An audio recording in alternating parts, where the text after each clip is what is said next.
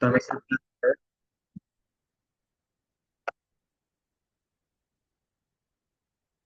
तो कुछ कॉन्सेप्ट लेके चलते हैं। बाकी ऑनलाइन में लिंक शेयर कर देता हूँ, जिसको ज्वाइन करना हो कर ले। मीट।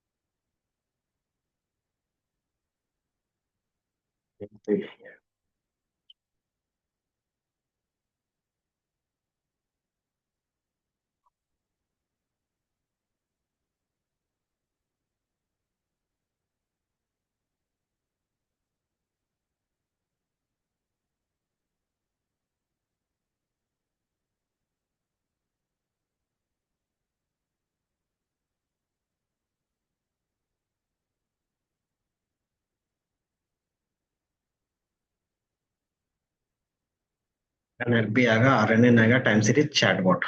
चैटबॉट के बाद आपका जेने आएगा, transfer learning, LLMs, hugging face, और भी जो चीजें हैं वो धीरे धीरे आएंगी। ठीक है, तो ये सीक्वेंस है। सीएनएन, और सीएनएन में ट्रांसफर लर्निंग हम लोगों ने देखा था। ट्रांसफर लर्निंग होता क्या था, याद है?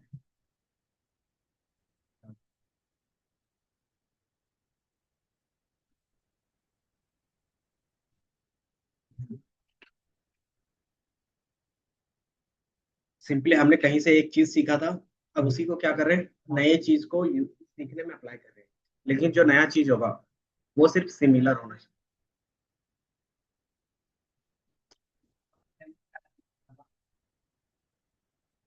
तो सिमिलर चीजें होनी चाहिए। जैसे मान लो कि आप साइकिल या बाइक या कार चलाना चलाना आ गया, क्या हम लोग एरोप्लेन चला सकते हैं? इसका क्या होगा, टोटली अलग हो जाएगा। मतलब ट्रांसफर लर्निंग वहीं पे यूज होगा जहाँ पे क्या सिमिलर चीजें होंगी कुछ ना कुछ। ठीक है, तो ट्रांसफर लर्निंग का फायदा क्या होगा?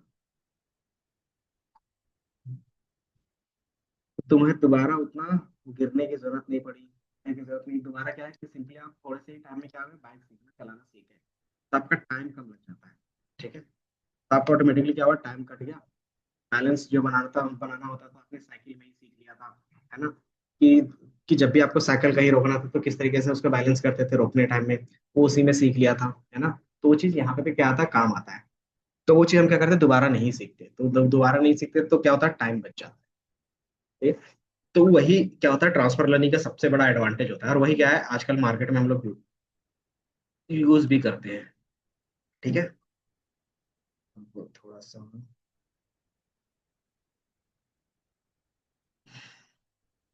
एनएलपी होगा, और एनएलपी से थोड़ा सा पहले एक चीज थी, आरएनएन का, कि हमारा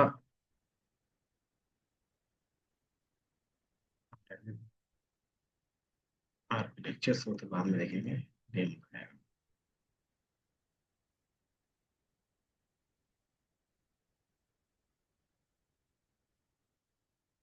तो सबसे पहले कुछ क्वेश्चंस बनाते हैं ताकि क्या हो, कनेक्ट कर पाए।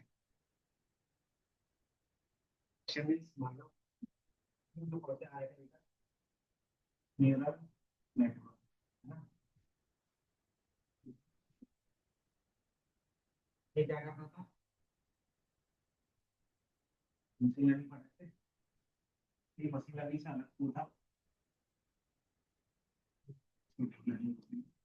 अलग क्यों था? क्या है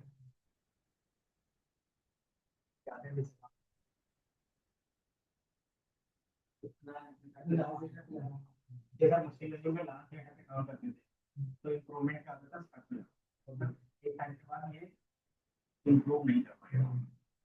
हालांकि दूसरा, इसमें फिक्स एल्गोरिथम, है ना? कि 10 के बाद ही एल्गोरिथम है जो अगर आपको और भी एल्गोरिथम यूज करो तो आपको या तो मार्केट से देखना पड़ेगा या तो नया बनाना। तो जितना ज्यादा डेटा और उतना ज्यादा क्या एल्गोरिथम नहीं। तो दूसरा क्या था, लिमिटेशन। तीसरा क्या होगा, कॉस्ट।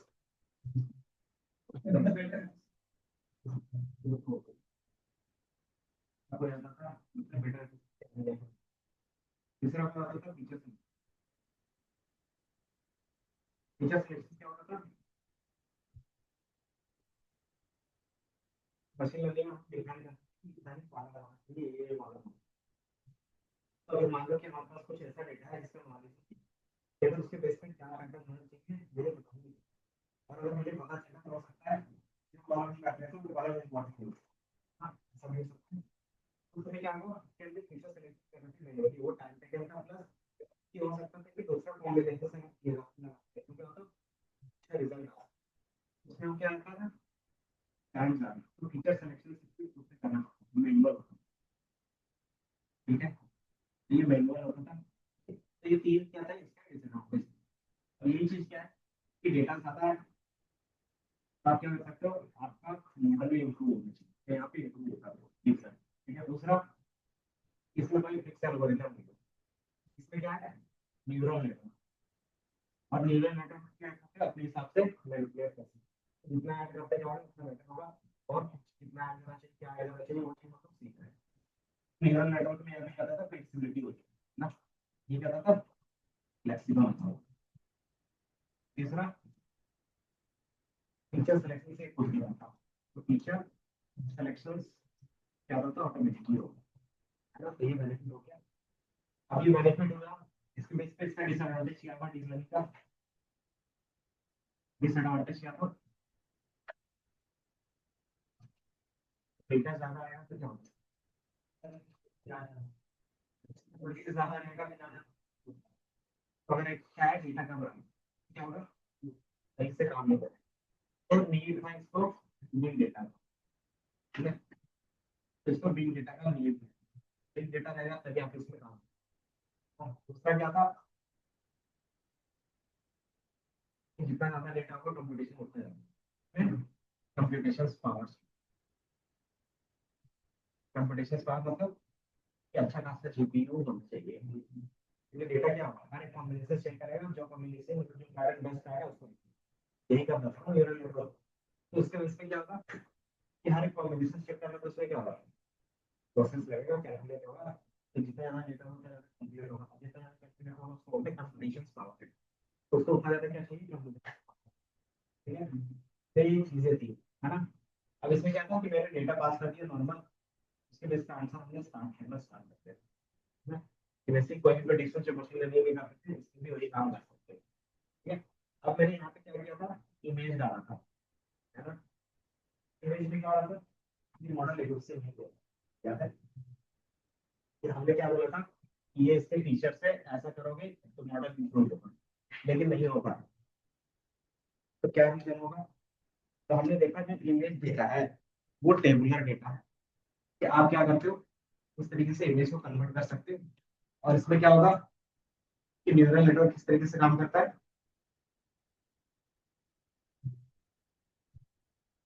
कि सारे कॉलम में से जो इंपॉर्टेंट होगा उसको रखेगा है ना। एंड देन जो चीजें जहां थी वहीं पे रहेगा तभी क्या करेगा वो एग्जैक्ट प्रिंट करके मतलब एग्जैक्ट वो मैच दे देगा। इसमें ये चीजें थी कि जो चीजें जहां होनी चाहिए वो होना चाहिए। लेकिन न्यूरल नेटवर्क में क्या था कि कॉलम तो सारा लेता था लेकिन कौन किसके बाद होगा वो क्या करता था उतना याद नहीं रखता था मतलब उसको उतना मतलब नहीं होता है। मतलब नहीं होता इसका मतलब क्या है कि ये कॉलम ले लिया अब इसमें से इंपॉर्टेंट था इसके बाद यही होना चाहिए। इमेज में क्या होता है यहाँ पे बात बॉडी यहाँ पे क्या है बॉडी वाला फीचर्स बाद में क्या होता है हैंड होता है ना। तो मान लो ये फीचर्स को तुमने क्या किया इस वाले को लिया इस वाले को लिया तो इस वाले को लिया इस वाले को लिया इसको छोड़ दिया। इसमें क्या होगा कि जो स्ट्रक्चर्स रहता था सीक्वेंस वो मेंटेन रहना चाहिए। दूसरा ये हो सकता था कि जो मेरा इमेज है वो सिर्फ यहाँ पे तो ये भी क्या है ह्यूमन ही है और यहाँ पे भी रहेगा तो भी ह्यूमन है। लेकिन फिर क्या करता ये अलग उसको बोलता और ये अलग है ना? तो न्यूरल नेटवर्क का मतलब है कि जो चीजें जहाँ भी थी एज एज इट इज वहां पे होगा तो एक्यूरेसी अच्छा आएगा और वहां पे नहीं होगा तो एक्यूरेसी अच्छा नहीं आएगा। तो क्या कर सकते हैं दोनों में कि दोनों सेम सेम हो जाए। तो हम फिल्टर करते हैं यार कि हम बोलेंगे यहाँ पे डेटा आता है का वैल्यू ले लो पहला और यहाँ पे डेटा है तो इसी का वैल्यू ले सकते हैं, है ना। दूसरा यहाँ पे क्या होगा, सीधे यहीं पे काम होगा इसी तरीके से अगली चीजों में। देन ये क्या करेगा, क्या प्रोसेस फिल्टर, फिल्टर करने के बाद ये सील क्या ऊपर में अब ये उसका फीचर नहीं, हमें क्या किया था, अलग अलग फिल्टर ऐड करना, याद है क्या करता था, वो कर्व डिफाइन करता था प्रोसेस में, जैसे आउटर लाइन फिर उसका इनर लाइन, फिर उसका क्या करना था, हर एक चीज को डिफाइन करना था कौन सी चीजें कहाँ। तो हम लोग ने फिल्टर के बेसिक इसी फिल्टर को क्या बोलते हैं, करनाल होता है। जब हमने फिल्टर ऐड करना स्टार्ट कर दिया, हमारा इमेज का क्या होगी और भी इंप्रूव, हमने बोला कि पहले डेटा फिल्टर करो, इंपॉर्टेंट फीचर से वही क्या करो आगे पास करो, जैसे वैसे। तो यही चीज हमारा क्या था, पहले था इसी चीज को क्या किया, फिल्टर लगा के सीरियल, ठीक है। तो सीरियल में हमको क्या था, तो convolutional neural network, convolutional neural network, इसमें डेटा सेट क्या होता है, अब क्या होता है, ये हो सकता है कि आपने जिसके बेस पर क्रिएट किया था टाइम ज्यादा लगा, तो टाइम ज्यादा लगा था इसमें, देखिए इमेज डेटा है, इमेज की क्वालिटी इतना ज्यादा होगा, उतना ज्यादा क्या होगा, तो जितना ज्यादा पिक्सल होगा उतना ज्यादा क्या होगा, डेटा होगा, जितना ज्यादा डेटा होता है क्या होगा। अगर मान लो मेरे पास 1 लाख इमेज है और एक इमेज का साइज 1 MB है, उसका जो साइज है 1020 और 10 से 1020, तो टोटल कितने मिल जाएंगे, मान लीजिए अभी 10 से मान लेते हैं, तो कितने पिक्सल का बन जाएगा, दोनों को मल्टीप्लाई करना है तो कितना मिलेगा, 100 लिखा है, अगर 10 पिक्सल 1000 लिखा होगा तो कितना होगा, 1000 पिक्सल लिखा है, 1000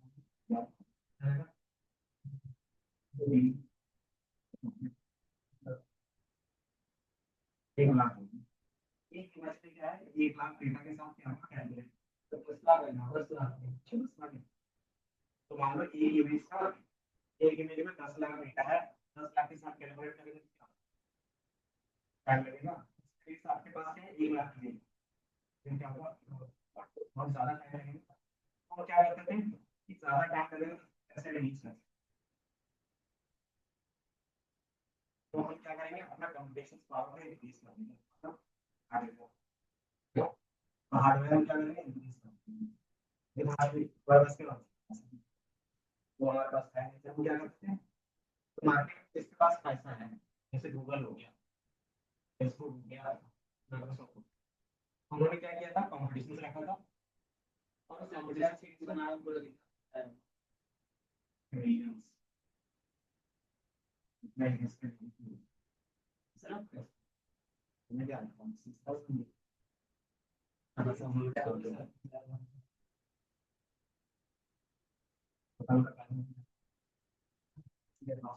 आप उसी चीज को यूज कर सकते हैं बिजनेस प्रॉब्लम सॉल्व करने के लिए, अभी हम लोग वो भी करेंगे, ये लोग स्क्रैच से सीख रहे हैं कोर्स में, इसलिए डायरेक्ट हम क्या करेंगे, चैटजीपीटी का यूज करके आप लोग बताएंगे मॉडल रूल्स, इसलिए जो चैटजीपीटी उसमें क्या होगा 5 से 10 करोड़ रुपए कम मिलेगा, तो नहीं 700-800, ठीक है। अब हमें क्या बता रहे थे, तो यहाँ पे क्या था, बड़ा कंपनी ने अपना मॉडल बनाया, तो उसको क्या किया, ओपन सोर्स, ठीक है, हम ओपन सोर्स करके यूज करेंगे कैसे, वहीं पे आएगा ट्रांसफर लिंक, ठीक है। अगर इसने अपना एक मॉडल बनाया क्या है, और आप क्या कर सकते हो, इसी चीज का यूज करके आप क्या कर सकते हो, मैनिपुलेट करके आप अलग अलग एनिमल को क्या कर सकते हो, ये एनिमल में क्या होता है, 4 लैक्स होते हैं, इसके भी हेयर्स होंगे, इसके भी क्या होंगे, चीजें होंगी, तो अगर इसमें लेना है तो वो चीज क्या करते हैं, थोड़ा सा चेंजेस करके आप क्या करते हैं, यूज करते हैं, लेकिन अगर बिलों का करेंगे क्या होगा, बिलों के चार्ज बनाते हैं, तो यहाँ पे प्रेडिक्शन तो कमी करेगा, फिर क्या करेंगे कि मार्केट से कोई दूसरा मॉडल होगा क्या करेगा, बिना प्रेडिक्शन वाला बनेगा, तो फिर हम उसको यूज करते हैं, तो इस तरीके से क्या है कि जितना ज्यादा ये ट्रेड रहेगा, जैसे चैट जीपीटी बोलते हैं ना, वो हर एक डेटा पे ट्रेड है, हर तरीके का वहां से हर तरीके का, लेकिन स्टार्टिंग में क्या था कि हमारे पास उतना डेटा भी नहीं था, प्लस हमारे पास उतना क्या था, इम्प्रूव स्टार्टिंग में चैट जीपीटी हर इतना नहीं है, जर्मनी है, नहीं की ये जर्मनी जर्मनी में जो बनाना है इसमें भी क्या है सारी चीजें यूज करके स्टार्ट करते हैं ये ट्रांसफर कर ट्रांसफर भी क्या है सिर्फ एक लाइन कोड लिखना वो डाउनलोड करना बाकी का एक्सेस गूगल ड्राइव और सबका एक्सेस ये फोटो ये होता है सब काम का इसमें सारे शेयर थे इसी लोग का था इसमें क्या लिखते हैं ऐड करो वाला मुझे वही चीज है ना गूगल के पास डेटा है इसमें वो चीजें क्या करना है नया से नया तो डेटा ही होगी ठीक है वो ज्यादा से ज्यादा क्या होगा मान लो सरकार लोग कर रही है तो सरकार क्या करेगी बैंक क्यों बैंक के लिए बैंक से सारा निकाल हर कोई कर रहा है ना हर कोई यूज कर रहा है बैंक करने में सारा बिजनेस खत्म हो गवर्नमेंट का भी तो है ना टैक्स तो गवर्नमेंट कॉलेज करते हैं ना सरकार ने देखा कॉलेज से हम गलत नहीं और अच्छी बात है वो फिर अपना चीजें भी होती से चीजें हो रही एक चीज क्या है इसको चेक के बारे में साथ वो रहता है कि थोड़ा सा कैलकुलेट कर लेते हैं तो यहाँ पर हमने ट्रांसफर लेने में ना इमेज के रिस्क इधर कर तो सबसे हमारे फेमस इधर चला था योलो इसलिए क्या था कि सीएनए का एक मॉडल सीएनए का कौन से मॉडल थे तो जो चीजें पिछली में बताया था रेफरेंस बताया था ये सब सारी चीजें थोड़ा सा कैलकुलेट करके चीजें हम लोग ने नोट किया योलो आपको इससे मिल जाएगा ठीक है तो ये सारी चीजें क्या करता है कुछ कुछ प्रोजेक्ट बना के ये चीज क्या होता है कि चलो इमेज के बेस पे काम करना अब हमारे पास क्या होता है डेटा का टेक्स्ट भी होता है ऑडियो भी होता है वीडियो भी और भी चीजें होती है तो हम क्या करते हैं कि हमारे पास एक टेक्स्ट है कि दिस इज अ बॉय ठीक है अब इसको हिंदी ट्रांसलेट करना क्या लिखेगा ये या ए ऊपर यहाँ पे कितना वर्ड है 1 2 3 4 1 2 3 कार्य चलो ठीक है या विशेष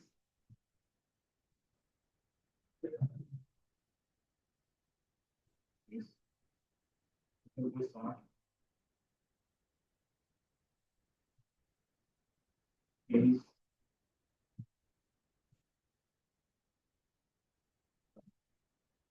क्या वर्ड मूवी क्या वर्ड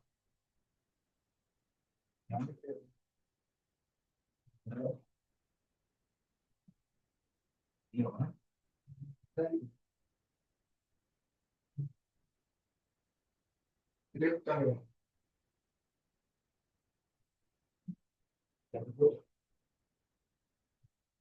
कुछ कुछ ऐसे भी वर्ड रहते हैं कि दो रहता है तो इंग्लिश में क्या होता है ज्यादा वर्ड इसमें क्या होगा कि अगर देखो तो जब भी हमारा इनपुट होगा तो हमेशा चेंज होता है कहीं पे क्या 1 2 3 4 है कहीं पे 1 2 3 है एक इस तरीके से क्या होगा कहीं पे ज्यादा होगा कहीं पे कम होगा लेकिन हमारे पास तो मशीन लर्निंग का डीप लर्निंग का अभी तक काम इसमें क्या था कि नंबर ऑफ कॉलम्स और नंबर ऑफ रोज फिक्स डाल रहे थे कि अगर इमेज में क्या था 28 बाय पिक्सल 28 बाय पिक्सल जब हम इनपुट में डालते थे हम क्या करते थे उसमें पैडिंग का यूज करते थे अगर नहीं है तो ऑटोमेटिकली क्या होगा उसके चारों तरफ से पैडिंग लग जाएगा मान लो मेरा जो इमेज है वो 24 बाय 24 जो मैं देना चाहता हूँ ताकि प्रेडिक्ट करके बताएं तो हम इसके ऊपर क्या लगाते थे पैडिंग लगाते थे पैडिंग से क्या होता था इसमें 4 एक्स्ट्रा कॉलम लग जाते थे और 4 एक्स्ट्रा रोज लग जाते थे जिसमें क्या होता था जीरोस होते देन वो क्या करता था 28 बाय 28 जैसे ये दोनों मैच होगा फिर क्या हुआ ये हमारे न्यूरल नेटवर्क में जाता था और आगे प्रोसेस करता था प्रेडिक्शन ठीक है तो number of columns should be same होना चाहिए लेकिन टेक्स्ट के केस में ऐसा नहीं तो वहां पे भी क्या होगा इसके एक्यूरेसी कम हो जाएगा दूसरा वहां पे जो डेटा था वो सीक्वेंस बाय सीक्वेंस होना चाहिए यहाँ पे भी सीक्वेंस में होना चाहिए है ना लेकिन यहाँ पे क्या होता है कुछ चीजों का मीनिंग पहले होता है कुछ चीजों का बाद में जैसे ये क्या है या देन दिस इज या एक तो ये वाला वैल्यू क्या होता है इंपॉर्टेंट है ना फिर इज है अगर मैं सीक्वेंस के बेस पे इसको रीड करता हूँ इसके बेस पे ये नहीं चाहिए ईच इसके बेस पे क्या जनरेट होगा ये वाला होना चाहिए था लेकिन क्या होगा यहीं पे है तो मीनिंग क्या होगा गलत हो जाएगा तो यहाँ पे क्या होगा कि यहाँ का जो सीक्वेंस है यहाँ पे सीक्वेंस है वो अलग अलग होता है ना तो ये सीक्वेंस टू सीक्वेंस क्या होता है मेंटेन नहीं कर पाता है ना तो फिर हम कैसे मेंटेन करेंगे तो हम क्या करेंगे कि जब तक इसका यूज ना हो तब तक हम इसको क्या करेंगे याद रखेंगे इसका इसका एक, तो यहाँ पे क्या होगा कि हाँ इसके बाद एक आता है तो एक, फिर क्या आता है बॉय आता है तो बॉय लिखते हैं, फिर इसके बाद मैंने जो याद रखा था उसको फिर ये चीज हम लोग ट्रेन करवाते तब पता चलता है उसको, बट क्या है कि हाँ उसको हम क्या करें कहीं पे स्टोर करके रखें। तो ये चीज क्या था कि हम लोग यहाँ पे देख रहे हैं लेकिन वहाँ पे कुछ भी ऐसा पॉसिबल नहीं। तीसरा, तीसरा क्या है डिमेरिट, दिस इज, जब भी हम पास करते हैं न्यूरल नेटवर्क, न्यूरल नेटवर्क इस तरह से पास होगा, और इसमें 20 होगा, इसमें इंच होगा, इसमें ई होगा, क्यू होगा, ऐसा होता है क्या? ऐसा पास कर सकते हैं? कैसे पास करेंगे? पहले इसको नंबर में कन्वर्ट करना पड़ेगा क्योंकि न्यूरल नेटवर्क में क्या था, सारी चीजें नंबर के बेस पे कैलकुलेट होगा। अगर आप देखोगे तो जो इमेज भी था, इमेज को क्या था यूनिवर्सल, उसके अंदर नंबर होते थे तो हमें कन्वर्ट करने की जरूरत नहीं पड़ती, वो डायरेक्ट कन्वर्ट हो जाता है ना। अब मुझे क्या करना पड़ेगा, इसको पहले नंबर में कन्वर्ट करना पड़ेगा तभी मैं आगे चलूंगा, ठीक है। तो ये क्या हो गया कि डायरेक्टली जो वहाँ पे सीएनएन में पास कर रहे हैं, इसमें कोई ऐसा फिल्टर भी नहीं यूज होगा तो सीएनएन यूज नहीं करेंगे, तो हमने आर्टिफिशियल न्यूरल नेटवर्क यूज किया, लेकिन उसमें भी डिमेरिट था कि उसमें सीक्वेंशियल स्टोर नहीं कर पा रहा था, है ना। दूसरा कि पहले मुझे इसको चेंज करना पड़ता तभी आगे जाके पास करें, तो वो कॉन्टेक्स्ट को स्टोर नहीं कर पाता था। कॉन्टेक्स्ट का मतलब क्या होता है कि किसके बाद क्या आएगा उसका मीनिंग ऑटोमेटिकली चेंज हो जाता है। फॉर एग्जाम्पल बैंक और एसबीआई, ठीक है। अब न्यूरल नेटवर्क से मतलब डीएनए से इसको ट्रेन होंगे ना, दोनों का क्या मीनिंग होगा, सेम हो जाएंगे। तो वो क्या करता है कि इसके साथ इसका कोई भी कॉन्टेक्स्ट नहीं होगा, इसका ऐसा मीनिंग चेंज होगा नहीं होगा तो एरर को नहीं मिलेगा। लेकिन मेरे मॉडल में क्या है, वही तो मतलब है ना। अगर हमारा काम हमारा क्या करते हैं, यही हमारे हमारे लिए काम करेगा, हमारे जैसा ही तो काम होना चाहिए, तो ये वहाँ पे नहीं काम करता, तो फिर हम क्या करेंगे, तो इसमें हम क्या करेंगे थोड़ा सा चेंज करेंगे, चेंज करेंगे तो एक नया न्यू न्यूरल नेटवर्क, ठीक है। हम उस न्यू न्यूरल नेटवर्क का नाम क्या रखेंगे, उसको बोलते हैं आरएनए, ठीक है। आरएनए का मतलब होता है रिकरेंट न्यूरल नेटवर्क। रिकरेंट का मतलब क्या हो गया कि आप अपना ही डेटा क्या करते हैं कि ये वैल्यू है इसका क्या हो सकता है, फिर दूसरा वैल्यू जैसे आएगा वो भी क्या होगा इसके साथ पास, ठीक है। ये वैल्यू आएगा वो भी इसके साथ पास होगा। अब इसके बेस पे क्या होगा कि सबका रिलेशन देखेगा, जिसके साथ जो रिलेशन है उसके बाद क्या होगा फिर आगे बढ़ेगा, फिर ये जाएगा इसके साथ क्या होगा इसका भी रिलेशन, इसका भी रिलेशन देखेगा और इसका भी। हर एक डेटा के साथ क्या करते हैं सबका रिलेशन फाइंड करके देखते हैं कि इसके बाद यही होना चाहिए इसके पहले यही होना चाहिए, है ना। तो ये हमारा क्या होगा रिकरेंट न्यूरल नेटवर्क का कॉन्सेप्ट होगा, है ना। लेकिन कॉन्सेप्ट को अप्लाई करने से पहले क्या हो गया बंटी आज लेट।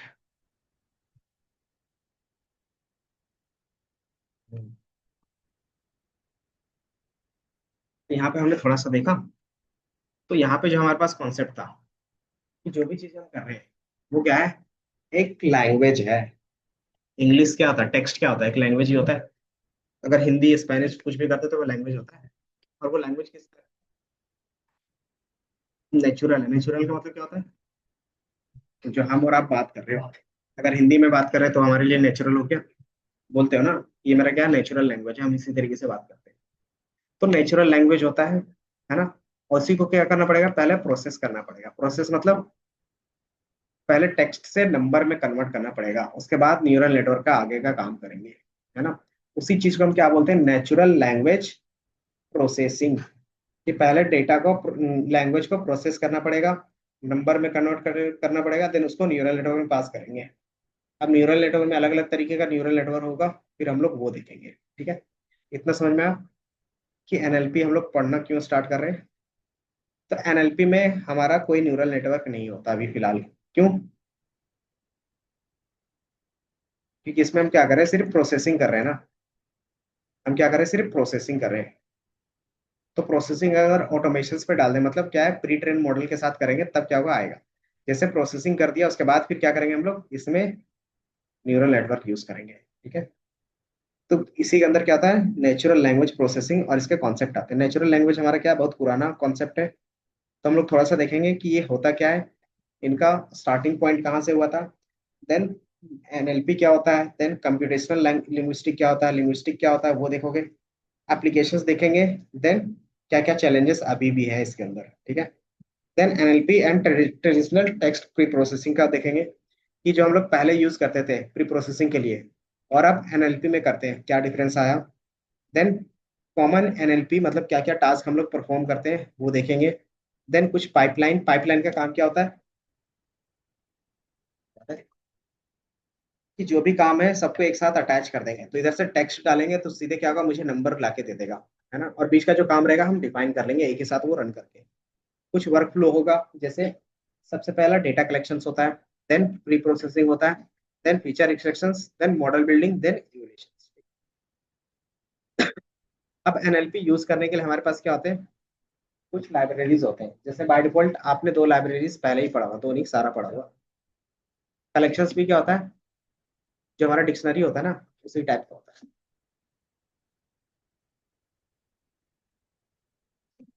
है। स्ट्रिंग क्या है, याद है पाइथन में क्या है, स्ट्रिंग हमारा डेटा टाइप था, इसमें क्या होगा टेक्स्ट फॉर्मेट में डेटा। आरई क्या करता था, पैटर्न, याद है, रेजेक्स, रेगुलर एक्सप्रेशंस, उसमें हम खुद से पैटर्न लिखते थे, वही पैटर्न मैच करके दे देता था, है ना। तो वो भी हमारा क्या था, नेचुरल लैंग्वेज के बेस पे था कि मुझे ईमेल चाहिए तो ईमेल का मैं पैटर्न लिख दूंगा तो सारा ईमेल ला के दे देगा। तो पहले हम लोग ट्रेडिशनल में यही यूज करते थे, ठीक है। देन नमपाई आपको बताया नंबर में चीजें दिखाने के लिए, पांडास डेटा फ्रेम लोड करने के लिए, देन मैटप्लोट्लिब सीबोर्न विजुअलाइजेशन के लिए, है ना। देन फाइल को हैंडल करने के लिए फाइल हैंडलिंग पढ़ते थे, ओपन का, याद है, ओपन करते थे फाइल को। देन उसके अलावा हम लोग क्या करते थे, नॉर्मल यूज करते थे, मैंने बताया रेगुलर एक्सप्रेशन यूज करते थे पैटर्न मैचिंग के लिए, है ना। देन प्री प्रोसेसिंग में क्या चीजें आएंगी, तो मान लो आपके पास टेक्स्ट है, तो टेक्स्ट में क्या क्या चीजें आप क्लीन करते होगे। तो मैं कुछ एग्जांपल ले लेता हूँ यहाँ पे। एक मैंने ले लिया राम, और मैंने एक ले लिया राम, दोनों सेम है या अलग अलग है, हमारे लिए सेम है लेकिन कोडिंग के लिए अलग है ना। तो हमें क्या करना पड़ेगा कि अगर आप इसको ट्रेन करोगे तो ये राम को अलग समझेगा और ये राम को अलग समझेगा, तो हमें क्या करना पड़ेगा,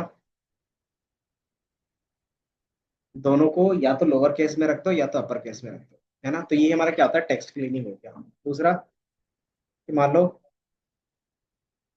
दिस इज, ठीक है, लास्ट में हमने डॉट लगा दिया, ठीक है।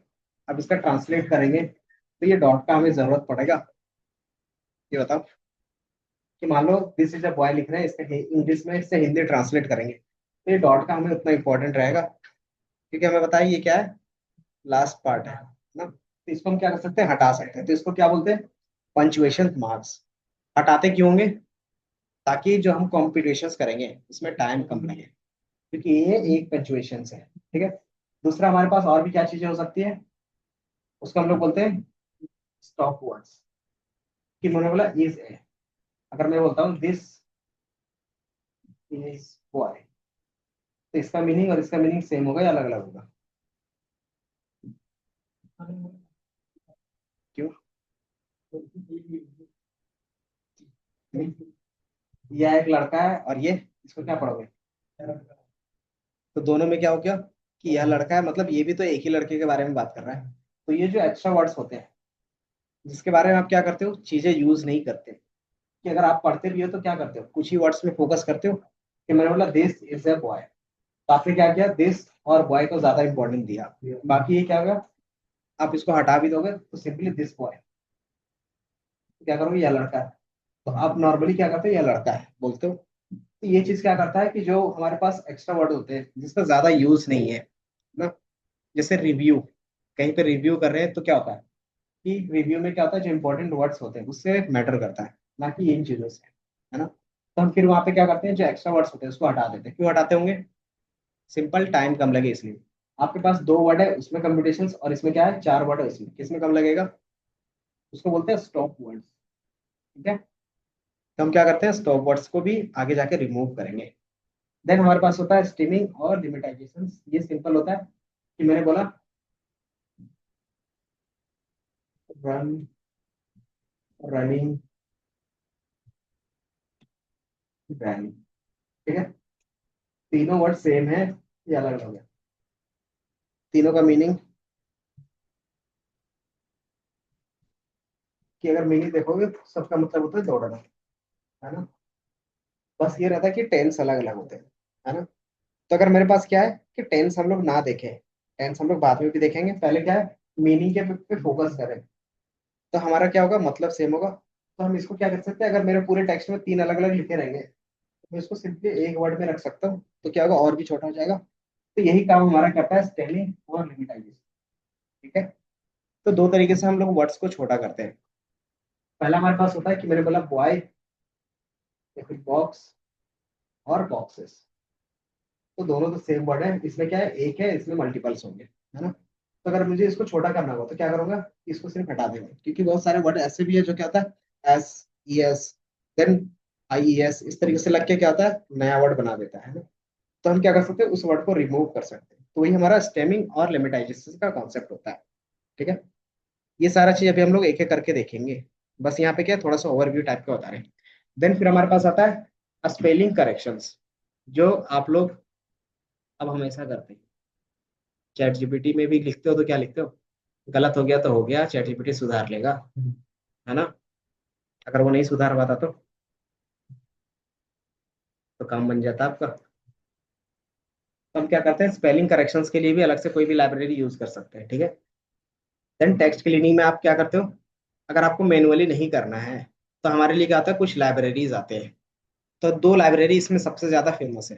पहला हमारे पास है एनएलटीके और दूसरा स्पाइसी, ठीक है। अगर मैं इसको सर्च कर दूं control C T V full form, ये दिख रहा है। और एक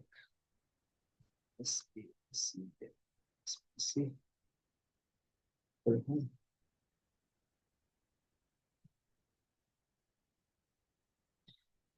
देन एनएलपी हमारा क्या है, जिस तरीके से हमारे पास नंपाई पांडास मैटप्लॉटलिब था अलग अलग काम करने के लिए, अगर आपको टेक्स्ट में काम करना है तो क्या कर सकते हो, एनएलटीके का यूज कर सकते हो। ये क्या है, नेचुरल लैंग्वेज टूल किट है, ठीक है।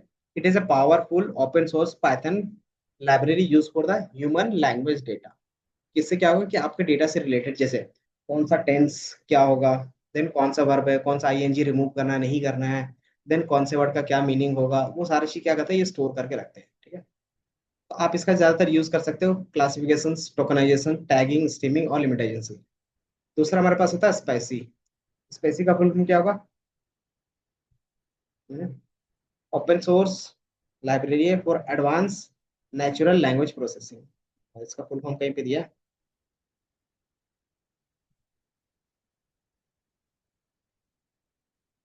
स्पेशलिस्ट स्लैग वैल्यू, कहीं पे फुल फॉर्म नहीं दे रहा है ना। फुल फॉर्म तो इसका होता था, मुझे याद नहीं आ रहा एक second। तो मैं यहीं से एआई मोड ओपन कर लेता हूँ। There is a no official full form, ठीक है, इसका कोई फुल फॉर्म नहीं है, स्पेस ही बोल सकते हो सिंपल। इंस्टॉल कैसे करते होंगे, तो इंस्टॉल करना आपको आता है, ठीक है। देन इसमें क्या होगा, कुछ एडवांस फीचर्स होंगे, जैसे मैंने सारा चीज क्लीन कर लिया। क्लीन करने के बाद क्या करोगे, क्योंकि हम लोग क्या करें ट्रेनिंग के लिए यूज करने वाले हैं, तो ट्रेनिंग में क्या होगा नंबर में कन्वर्ट करेंगे। तो नंबर में कैसे कन्वर्ट कर सकते हैं, तो हमारे पास कुछ टेक्स्ट रिप्रेजेंटेशन टेक्निक होगा। जैसे आपने सबसे पहला जो पढ़ा था वो था हमारे पास, अगर याद होगा तो हमने एक कॉन्सेप्ट पढ़ा था, क्या था वो, मिनी एक और था ना हमारे पास, वन हॉट इनकोडिंग, याद है। वन हॉट इनकोडिंग क्या करता था, बताओ, बता सकते हो। पढ़ा था मशीन लर्निंग में। ये क्या करता था, जितना भी हमारे पास डिस्टिंक्ट वैल्यू होता था उसको क्या करता था, नंबर में कन्वर्ट कर देता था, कुछ इस तरीके से। कि मान लो आपके पास क्या है, कोई एक फीचर्स का कॉलम है।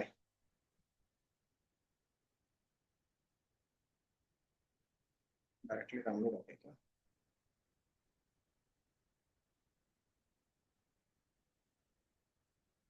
ये दिख रहा है।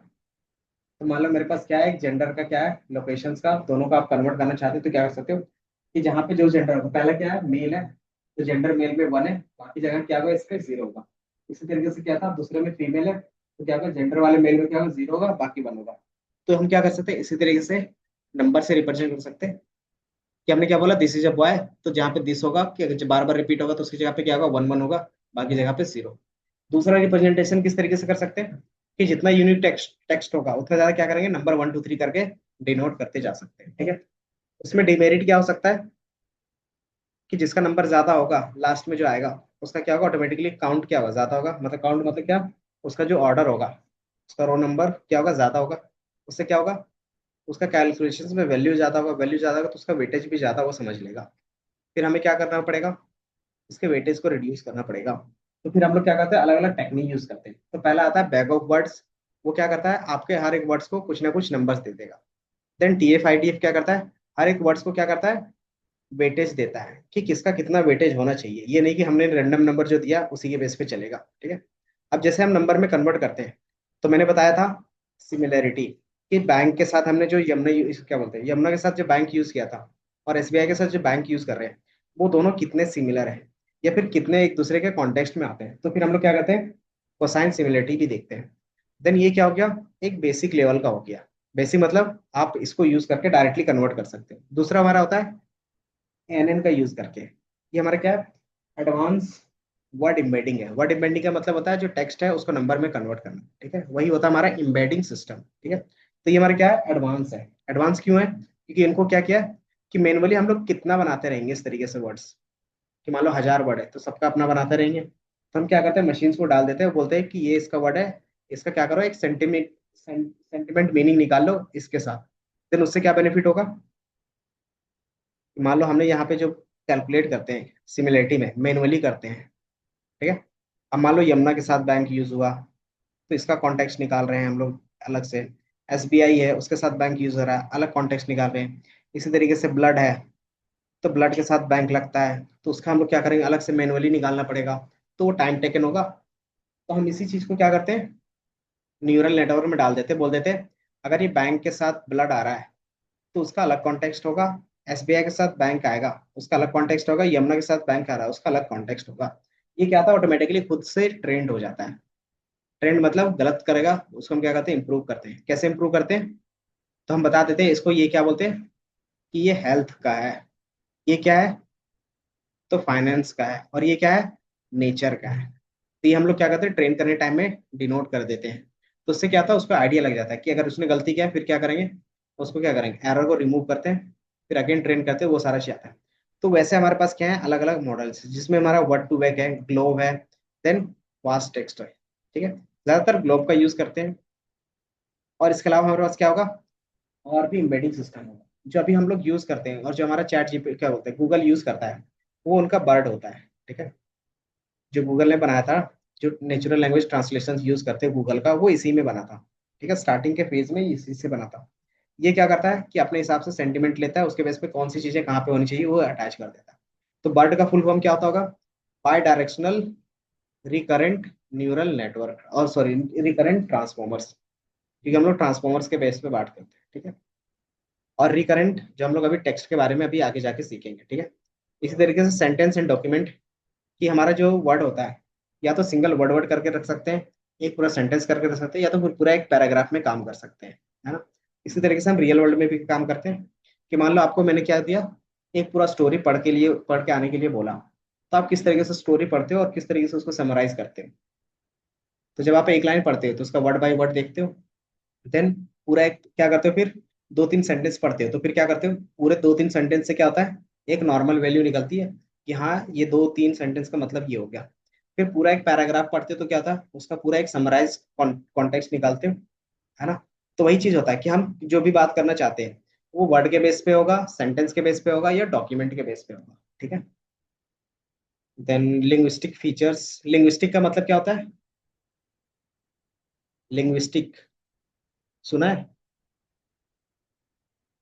बताओ लिंग्विस्टिक का मीनिंग। एक लैंग्वेज कैसे, किसका यहाँ पे क्या बोलते हैं, किसी ने साइंस क्या बोलते हैं, किसी ने इंग्लिश हिंदी अपना ऑनर्स रखा है? Hindi honours, English honours, Marathi honours, Bengali honours रहता है ना लैंग्वेज के बेस पे। तो हम लोग उसमें क्या पढ़ते होंगे, तो कि वो लैंग्वेज में क्या चीजें हैं, किस तरीके से हैं, कैसे कौन सा चीज लिखा जाता है, तो वो हम लोग पढ़ते हैं। तो लिंग्विस्टिक होता है कनेक्टेड विद द लैंग्वेज और the study of the language. कि अगर आप हिंदी में सारी चीजें पढ़ते हो लिखते हो तो उसका अलग तरीके से लिखा जाता है पढ़ा जाता है, वही चीज इंग्लिश हिंदी इंग्लिश में पढ़ोगे तो अलग तरीके से लिखा जाता है, अलग तरीके से पढ़ा जाता है ना। तो अगर आप क्या होता है स्ट्रक्चर बेस पे बात करते हो तो क्या होता है स्ट्रक्चर्स, स्ट्रक्चर्स जिसको आप क्या बोलते हो ग्रामर बोलते हो। अगर मैं ग्रामर को ना पढूं और इसी तरीके से सेंटेंस लिखना स्टार्ट कर दूं तो क्या होगा, this Y is A, this is a boy. तो आपको कैसे पता चल रहा है कि हमें इसी तरीके से लिखना चाहिए और इसी का मीनिंग सही है? तो ये चीज हम लोग जो पढ़ते हैं वो यही लिंग्विस्टिक हमें सिखाता है। तो लिंग्विस्टिक जो हम लोग बोलते हैं वो सिंपल रहता है क्या चीज, it is a study of language in a scientific way. क्या चीजें किसके बाद होगी, हम लोग क्या कहते हैं चीजें फिक्स करते हैं। Linguistic is the scientific study of the language, the area of linguistics analysis are the syntax. ठीक है, और यही हम क्या करते हैं फॉलो करते हैं। और ग्रामर का रूल कौन बनाता होगा, ये जो लैंग्वेज एक्सपर्ट रहते हैं वही बनाते हैं। ठीक है, कि हिंदी में कौन सी चीजें किस तरीके से आएगा तो ये हम लोगों ने नहीं बनाया, वो सिंपली क्या है जो एक्सपर्ट होते हैं उस लैंग्वेज के वही क्या करते हैं चीजों को बनाते हैं। ठीक है, और वही हमारा क्या होता है लिंग्विस्टिक होता है। अब इसको हम लोग यहाँ पे क्यों देख रहे होंगे एक बेसिक एग्जांपल के फॉर्म में, कि हम लोग क्या कर रहे हैं, बताओ गौरव, क्या करने वाले हैं जो इसका हम लोगों ने देखा। इसीलिए बोलते हैं थोड़ा सा तो ध्यान होना चाहिए। हम लोग क्या सीख रहे हैं अभी, मशीन्स को टेक्स्ट कैसे बताया जाए। तो हम अगर आपको कोई भी नया लैंग्वेज सिखाते हैं तो कैसे बताते हैं, कि मान लो आपको इंग्लिश सीखना है तो क्या करते हो, पहले बेसिक वर्ड सीखते हो, फिर उसका ग्रामर सीखते हो, है ना। एंड देन ग्रामर का रूल आप क्या करते हो, या तो समझते हो या तो रटते हो, है ना। तो यही चीज हम लोग मशीन के साथ भी तो हमें करना पड़ेगा, हमें भी तो इसको क्या करना है सिखाना है ना। तो किस तरीके से हमने सीखा न्यूरल नेटवर्क कैसे काम करता है, जिस तरीके से हमारा क्या होता है लर्निंग होता है उसी तरीके से इसका भी लर्निंग होगा। तो जिस तरीके से हमने सीखा है उसी तरीके से इसको भी सिखाना पड़ेगा ना। तो इसमें लिंग्विस्टिक अप्रोच का यूज करते हैं। जब आप स्पेसी एनएलटीके यूज करोगे ना तो इसी चीज का क्या रहता है एम्बेडिंग सिस्टम डाल के रखते हैं। ठीक है, तो वो जितने भी रूल्स एंड रेगुलेशंस होंगे आपको वहां पे प्री डिफाइन मिलेंगे, आपको लगाने की जरूरत नहीं पड़ेगी। जैसे मैंने बोला दिस इज अ बॉय। ठीक है, अब बताओ दिस को क्या बोलते हैं, और इसका ग्रामर देखे तो क्या क्या बोलते हैं इसको ग्रामर में, ग्रामर में जैसे होता है ना पार्ट ऑफ स्पीच, क्या होता था पार्ट ऑफ स्पीच में दिस को क्या बोलते हैं, noun pronoun adjective adverb.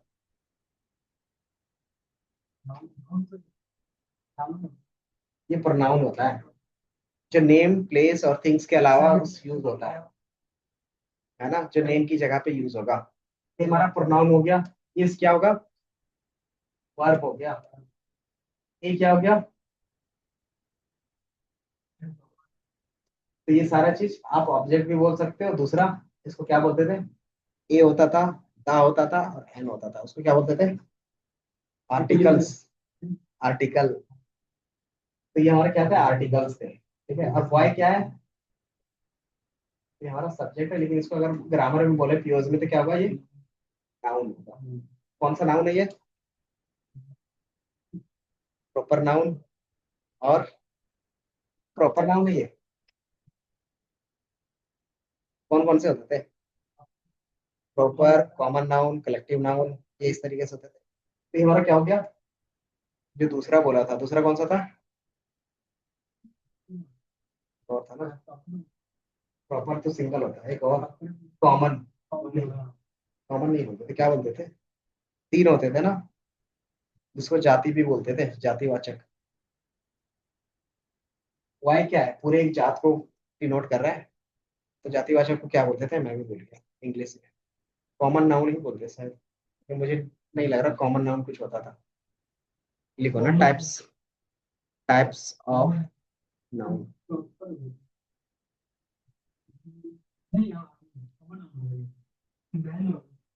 Common है,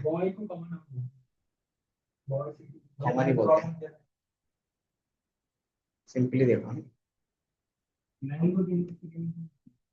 बॉय क्या होता है? पूरा एक जात को बताता है। अच्छा जी, मैन, मैन और बॉय क्या होता है? और बॉय? हाँ, तो कॉमन नाउन का ही तो बोल रहे हैं हम लोग। और मैन क्या आएगा?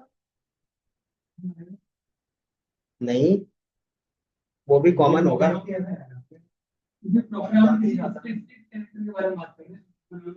हाँ, तो हम मेन बोल रहे हैं मतलब पूरा ग्रुप। देन अगर बॉय भी बोल रहे हैं तो पूरा ग्रुप ही है। ठीक है, अगर उसमें स्पेसिफिक बोले किसका, जैसे मैंने बोल दिया दीप, अगर मैंने बोला दीप, दीप क्या हो जाएगा फिर?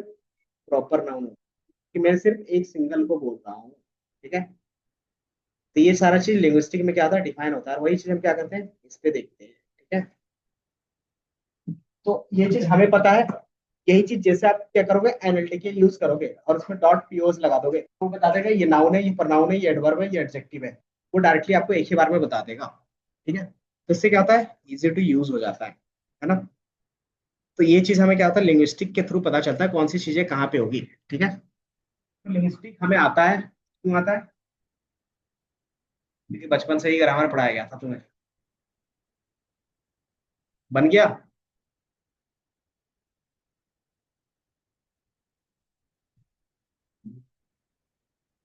बनाने के बाद शेयर कर। ठीक है, तो लिंग्विस्टिक फीचर होता है। देन इसमें प्योर टैगिंग होती है। प्योर टैगिंग मतलब पार्ट ऑफ स्पीच बोलते हैं उसको। और ग्रामर में यही पढ़ते थे, है ना। पार्ट ऑफ स्पीच का कितने पार्ट थे बंटी? बंटी भाई बताओ, पार्ट ऑफ स्पीच कौन कौन से थे? सात होते थे या नौ होते थे? हाँ, बीच बीच में एक दो ऊपर नीचे होता रहता है। आठ, बता तो दिया। तो ये टैगिंग आपके लिए कर देगा। ठीक है, तो सिंटेक्स ट्री इससे पता चलता है। देन कौन सी चीजें क्या है वो पता चलता है। नेम एंटिटी रिकॉग्नाइज कर सकते हो। नेम एंटिटी मतलब कौन सी चीजें क्या है वो रिकॉग्नाइज कर सकते हो। चंकिंग कर सकते हो कि हमारा कहाँ पे सेंटेंस खत्म हो रहा है, उसके बाद दूसरा सेंटेंस है। तो ये सारी चीजें हम क्या कर सकते हैं, डायरेक्टली अप्लाई कर सकते हैं। किसके थ्रू कर सकते हैं? तो एनएलटी के स्पाइसी के थ्रू। देन हमारे पास आता है कुछ लैंग्वेज मॉडल। लैंग्वेज मॉडल या तो फिर एनग्राम से बोलते हैं। ठीक है, एनग्राम का फुल फॉर्म कुछ होता होगा तो मैं दिखाऊंगा। ई वी, ये वैसा कुछ नहीं। ठीक है, तो इसका यूज हम क्या करते थे ना, कि मान लो सिंगल सिंगल वर्ड के बेस पे क्या करते हो, वैल्यू लेते हो। तो उसमें क्या होगा कि उसका मीनिंग नहीं पता चलेगा, मतलब उसका सही मीनिंग वो रख नहीं पाएगा हमेशा, है ना। कि मैंने सेम एग्जांपल फिर से लिया कि मैंने बोला कि आप क्या करो, दिस इज माय, तो इसमें क्या करो, पार्ट दूसरी आप डिफाइन कर लो। ये कैसे करते हैं? तो खाने के वर्ड को अलग अलग करते हैं, तो ग्रुप में यहाँ पे क्या रखते हो, इसका होता है टोकनाइजेशन। क्या क्या करोगे, टोकन, टोकन के साथ क्या होना चाहिए, तो वर्ड लेवल का जितना हमारा वर्ड होगा उसका क्या होगा, अलग अलग वैल्यू। टोकन टोकन से एक लिस्ट बनाएगा, फिर लिस्ट को अलग स्टोर करेगा, ये जो अलग होगा, ये अलग होगा, और जाएगा इस तरीके से वो स्टोर करके देन उसका क्या होता है, नंबर में क्या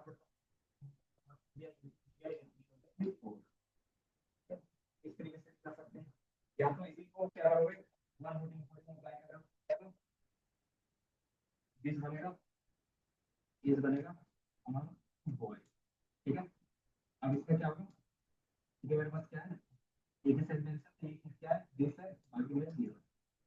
ठीक है, इसमें क्या है, इसमें नहीं है, इसमें है, ये क्या होगा इस तरीके से,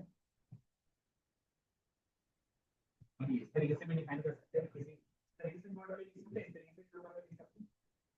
बेनिफिट क्या होगा सारी चीजें। अब इसमें क्या है कि ये वर्ड हम लोग किसी भी तरीके से क्या होगा स्टोर कर सकते हैं।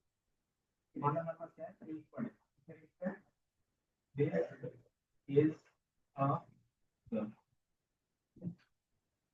आप बता सकते हो। अब जो नंबरिंग होगा किस तरीके से होगा, मुझे दोनों साइड को वन नंबर तो जो वर्ड सेम सेम है एक दूसरे में मल्टीप्लाई करिए और क्या करेंगे सिंपली एक और वैल्यू होगा ये सारी चीज सेम है इसका एक्स्ट्रा क्या है तो रन पे चला जाएगा इसका स्ट्रिंग से वर्ड क्या होगा इसी तरीके से इसमें क्या होगा इसका नंबर फाइंड होगा इसी तरीके से क्या होगा यहाँ पे भी आएगा गर्ल और इसका भी टैग क्या हो जाएगा इस तरीके से 0 0 0 0 0 और लास्ट में 1 होगा और इस तरीके से सबका क्या होगा ठीक है। इस तरीके से हम क्या रखते हैं रिपीट कर। अब इसमें क्या डिमेरिट हो गया कि कौन सा बेस किसके लिए है कौन सा वर्ड किसके बारे में किसके मेरे होगा कोई भी नहीं बना सकता। तो इसमें क्या होगा कि मीनिंग नहीं पता चलता मतलब कॉन्टेक्स्ट इसमें आपको कॉन्टेक्स्ट जल्दी नहीं पता चलता तो हम क्या करेंगे कुछ लैंग्वेज मॉडल का यूज करेंगे या फिर एनग्राम का मतलब सिंपल होता है कि आप एक एक करके एक वर्ड ले रहे हैं इस तरीके से हम क्या कर सकते हैं दो वर्ड एक साथ में ले सकते हैं तीन वर्ड एक साथ में ले सकते हैं उससे क्या होगा उसके साथ उसका कॉन्टेक्स्ट निकलेगा। कॉन्टेक्स्ट मतलब मेरे क्या क्या दो वर्ड का अर्थ चाहते हैं तो कैसे बनेगा नया डिक्शनरी और नया लिस्ट तो दिस इज ठीक है और दूसरे क्या बनेगा इज के साथ क्या है इज बनेगा और ए बनेगा। तीसरा क्या बनेगा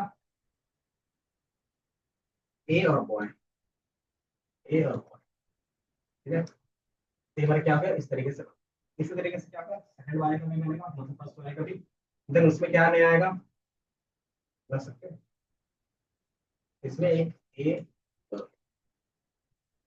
ये क्या हो गया कि आप दो वर्ड एक साथ रख रहे हो तो उसको क्या बोलते हैं बायग्राम बोलते हैं मतलब दो वर्ड एक साथ ऐसे ताकि उसके साथ उसका कॉन्टेक्स्ट भी आ जाए जैसे क्या था दिस अलग आता है इस अलग आता है तो आपको इंडिविजुअली उतना भी पता चलता है लेकिन दिस इज आ रहा है साथ में होता है कि अगर करियर के बेस पर बात करें और या है इस तरीके से इज ए एक साथ मतलब हम एक होगा फिर बॉय मतलब एक ही लड़का इससे पहले क्या था एक लड़का है और कितने लड़के हैं नहीं पता चलता तो हमने क्या किया डायग्राम कर दिया। अब इसमें भी थोड़ा सा एक रूम हुआ और इस तरीके से क्या कर सकते हैं डायग्राम भी लगा सकते हैं मतलब तीन वर्ड एक साथ कर सकते हैं तो यही चीज हमारे क्या था लैंग्वेज मॉडल ठीक है। आप क्या कर सकते हैं दो रख सकते हैं तीन रख सकते हैं चार सकते हैं जितना भी रखना चाहो आप अपने हिसाब से रखते जाते हैं जहाँ पे आपको रिजल्ट सेट करना है ठीक है। तो ये हमारा क्या हो गया चीजें हो गई इसमें क्या होता है अलग अलग मॉडल होते हैं जो ज्यादातर हिडन मार्को मॉडल यूज करते हैं। ये क्या करता है प्रोबेबिलिटी के बेस पे बात करता है कि कौन सा वर्ड किसके बाद होगा वो आपके डेटा में कितने टाइम से रिपीट कर रहा है उसकी प्रोबेबिलिटी निकाल के बता देता है ठीक है और उसी के बेसिस पे चलता है। हम लोग ये भी अभी यूज नहीं करेंगे सिंपली हम देख रहे हैं कि इसका कैसे काम बनेगा। तो ये आपको बेसिकली आप समझना है कि एनग्राम्स क्या होता है। एनग्राम क्या है एक लैंग्वेज मॉडलिंग टेक्निक है जिसके बेस पे आप क्या कर सकते हो कॉन्टेक्स्ट को याद रख सकते हो ठीक है। तो कॉन्टेक्स्ट का क्या हो गया एक बेसिक लेवल हो गया मतलब ट्रेडिशनल अप्रोच हो गया कि हम फीचर एक्सट्रैक्ट कर रहे थे कि जिसके साथ इज है इसके साथ ए है इसके साथ क्या है तो फीचर ही एक्सट्रैक्ट हो रहा था। तो फीचर एक्सट्रैक्ट करने का एनग्राम्स था प्योर स्टैक था और नेम एंटिटी रिकॉग्नाइज। अब इसके बेस पे हम क्या क्या प्रॉब्लम सॉल्व करते हैं एमएल मॉडल के थ्रू यूज कर सकते हो। हमने यहाँ पे क्या यूज किया NLP with traditional machine learning. Machine learning के बेस पे आप क्या कर सकते हो क्लासिफिकेशन कर सकते हैं जैसे स्पैम हैम का कर किया था उसी तरीके से आप क्या कर सकते हो नई बाइस यूज कर सकते हो। नई बाइस किस तरीके से काम करता है तो प्रोबेबिलिटी के बेस पे काम करता है। देन आप logistic relations SPM decision tree भी काम कर सकते हो लेकिन उसमें क्या होगा लैंग्वेज के बेस पे एक्यूरेसी उतनी अच्छी नहीं आएगी। देन उसका एवोल्यूशन मैट्रिक्स आपको पहले से पता है ना।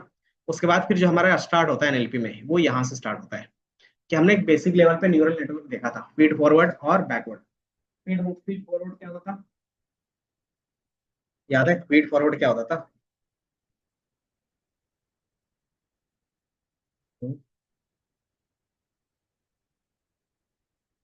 मीनिंग बताओ।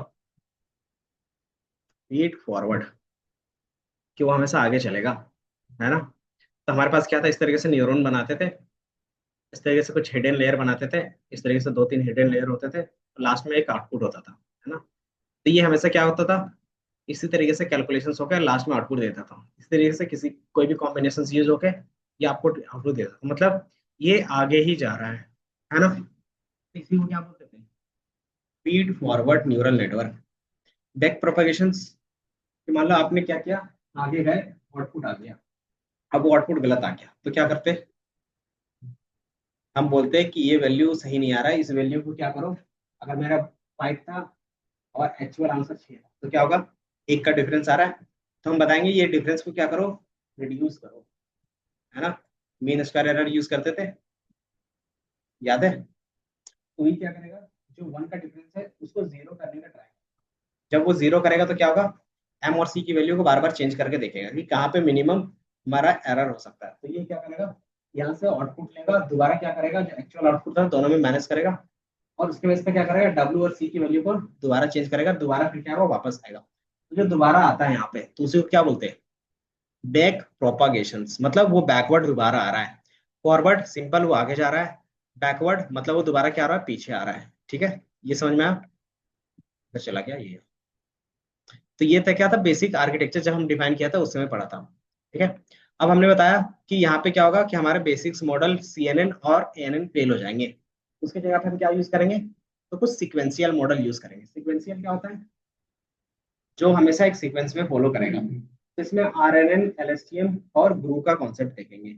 ठीक है, इसके अलावा हमारे पास क्या आएगा, सीक्वेंस टू सीक्वेंस आर्किटेक्चर आएगा, जिसमें क्या रहेगा, इनकोडर और डिकोडर रहेंगे। ठीक है, इनकोडर डिकोडर का काम क्या होता है,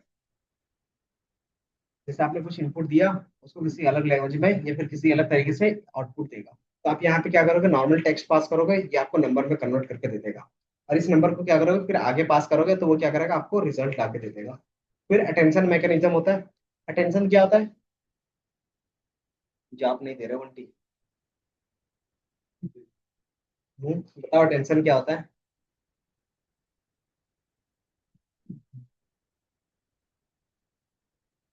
टेंशन का मीनिंग बताओ।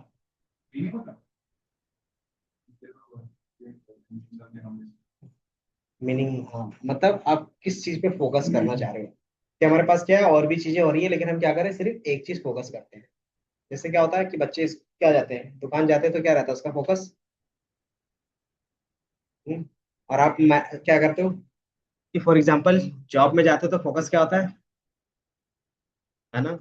तो क्या होता है कि हमारे पास और भी चीजें होती है, सारा चीजें, लेकिन हमें किस में फोकस करना है, तो हम क्या करते हैं, यहाँ से डिफाइन कर सकते हैं सिक्वेंशियल में। जैसे ही हमारे पास क्या होता है, फोकस मैकेनिज्म आ जाता है, तो हम क्या करते हैं, आगे जाके इसी का ट्रांसफॉर्मर्स बनाते हैं। ट्रांसफॉर्मर जो आप चैट जीपीटी यूज कर रहे हैं, अब इसमें एक्स्ट्रा चीजें ऐड ऑन होती है, कि अटेंशन मैकेनिज्म तो है लेकिन इसमें क्या है, सेल्फ अटेंशन से और मल्टी हेड अटेंशन है। मतलब इसको खुद से पता चल जाता है किस में फोकस करना है, किस में नहीं करना है। ठीक है, और मल्टी हेडेड में क्या होता है, कि एक बार में वो मल्टीपल चीजों को भी देख सकता है। ठीक है, तो मान लो 4 चीजें देखे, चारों में से किस में ज्यादा फोकस करना चाहिए। तो इसीलिए क्या है कि हमारा अभी यूज केस ज्यादा हो रहा है, इसमें फिर क्या होंगे, अलग अलग कॉन्सेप्ट होंगे। इसी के अंदर क्या होगा, इनकोडर डिकोडर होगा, है ना। इसी के अंदर इनकोडिंग होगा, पोजिशनल इनकोडिंग। पोजिशनल इनकोडिंग क्या होता है, जैसे मैंने अभी दिखाया था कॉन्टेक्स्ट वाला, यमुना बैंक, तो पोजिशनल ही होगी कि उससे पहले ये वर्ड है तो उसका पोजिशन यहीं पे होगा तो इसका मीनिंग ये हो जाएगा। इसका पोजिशन यहाँ पे इस तरीके से तो इसका मीनिंग ये हो जाएगा। अगर इसका पोजिशन इस तरीके से यहाँ पे है तो इसका मीनिंग ये हो जाएगा।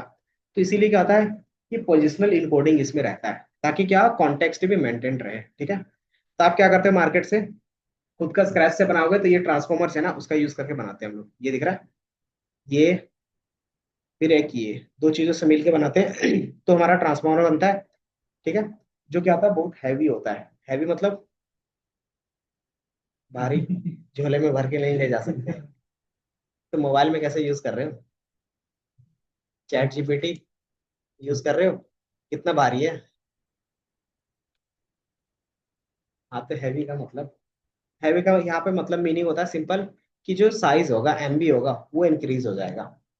दूसरा, कंप्यूटेशंस में भी इंक्रीज हो जाएगा। जहाँ पे आपके 4 GB जीपीयू में काम चल रहा था तो वहाँ पे 24 GB 25 GB जीपीयू लगेगा।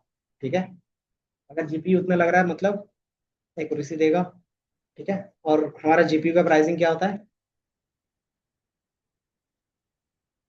देखो ऑन एन एवरेज मार्केट में अगर 8 GB का लेना चाहते हो तो 40,000 तक पड़ जाता है जीपीयू का। ठीक है, मतलब जितने का आपका लैपटॉप रहेगा उतना जीबी का आप क्या कर सकते हो, उतने का ही क्या कर सकते हो, 8 से 12 जीबी का आप जीपीयू बाय कर सकते हो। ठीक है। तो जीपीयू इसमें क्या होता है, ज्यादा लगता है, फिर ज्यादा लग रहा है तो ज्यादा एक्यूरेसी भी तो दे रहा है, समझ में आया? इसीलिए क्या होता है, प्रॉपरली एआई अभी फ्री भी नहीं है, और ना ही प्रॉपरली कोई पैसा चार्ज करता है ना। जिसके पास जितना कंपटीशन स्लो कर सकता है उतना क्या होता है, कम होता है। ठीक है। और एआई के जितने भी मॉडल होते हैं वो सारा फ्री होता है। बाकी जो अपना पर्सनल बनाते हैं, जैसे गूगल ने अपना बनाया है, चैट जीपीटी ने स्टार्टिंग में क्या रखा था उसको, ओपन सोर्स रखा था, याद है? ओपन मतलब, हाँ। लेकिन जैसे वर्जन 2 आया उसके बाद उन्होंने क्या किया, क्लोज कर दिया। क्लोज मतलब कि सॉरी, अब हम लोग कम्युनिटी के लिए नहीं काम कर सकते। किसके लिए काम करेंगे, खुद के लिए। लेकिन ऐसा ऑफिशियली नहीं बोला है, अभी भी उसका क्या है, कम्युनिटी है। वो बोलते हैं कि हम कम्युनिटी के लिए काम करते हैं, मतलब सबको क्या होगा, फ्री मिलेगा, लेकिन ऐसा नहीं है अभी भी। ऐसा क्यों नहीं, क्योंकि माइक्रोसॉफ्ट ने उसको क्या कहता है, खरीद लिया था। इसी तरीके से प्री ट्रेन ट्रांसफॉर्मर्स होंगे। प्री ट्रेन का मतलब क्या हो गया, कि मान लो आपने खुद से बनाना स्टार्ट किया, ट्रेनिंग में क्या होगा, नॉर्मल में आपको लाभ क्या होगा, सालों साल लग जाएंगे। अगर मैं इस लैपटॉप में कोई मॉडल बनाता हूँ, पहली बात, इस मॉडल इसमें तो बनेगा नहीं, अगर बनेगा भी तो क्या होगा, टाइम बहुत ज़्यादा लगेगा। कि मान लो अगर मैं एक बेसिक मतलब छोटे से छोटे डेटा पे काम करता हूँ, तो कम से कम आधा घंटा लग जाएगा सिर्फ ट्रेन होने में। ठीक है। तो फिर क्या करेंगे, तो किसी से जो ट्रेन कर लिया है मॉडल को, है ना, उसको बुलाएंगे और उसको क्या करते हैं, 200-300 रुपये देते हैं और काम करवा लेते हैं। ये होता है ना। कि मान लो आपको क्या है, कपड़ा सिलना नहीं आता, तो आप क्या करते हो, जिसको कपड़ा सिलना आता है उसको पैसे देते हो कुछ, है ना, तो क्या होता है, काम बन जाता है। तो यहाँ पे भी वही करेंगे। तो जो मार्केट में प्री ट्रेंड मॉडल्स हैं, जैसे चैट जीपीटी, जेमिनी, गॉर्क, क्लाउड, इसका ही यूज कर लेंगे। अब उसके बेस पे ये क्या मांगेगा मुझसे, 200-400 रुपए। समझ में आया? तो इसी तरीके से हम क्या करते हैं, चीजें यूज करते हैं। जैसे चैट जीपीटी का देखोगे, वो मैंने दिखाया था ना प्राइसिंग का, है महंगा नहीं है, $20 तो मंथली होता है। लेकिन एक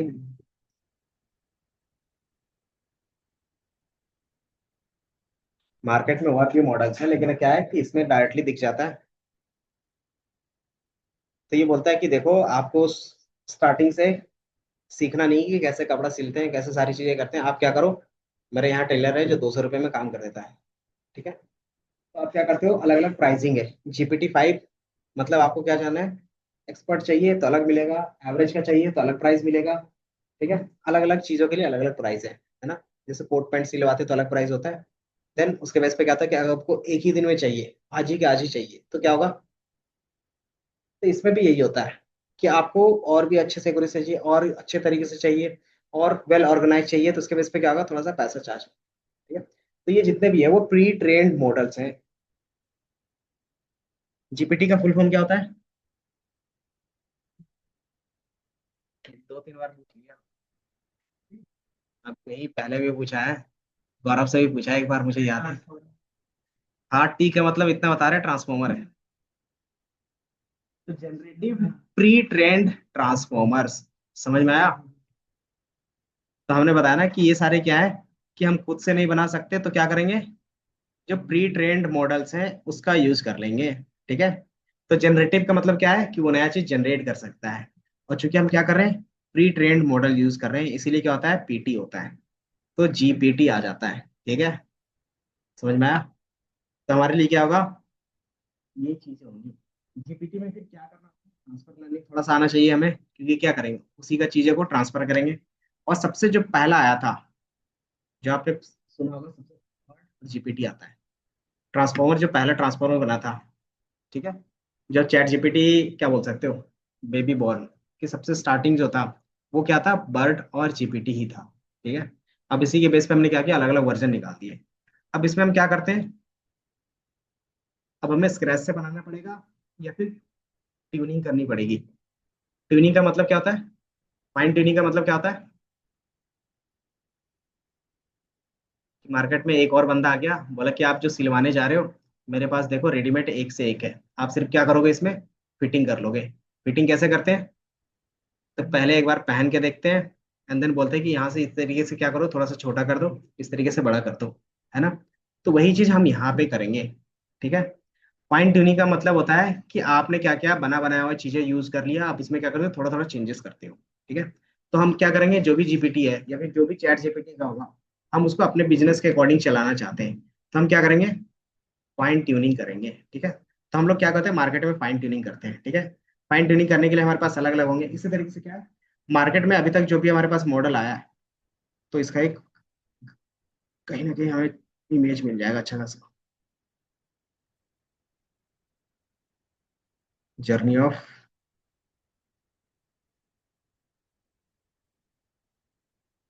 जर्नी ट्रांसफॉर्मर्स।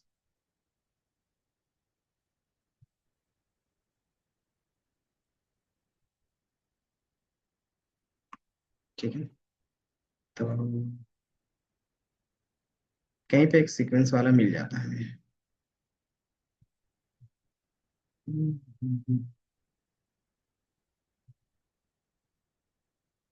जर्नी मतलब कहाँ से स्टार्ट हुआ था और किस तरीके से आगे आगे हमारे पास मॉडल मिल रहा था।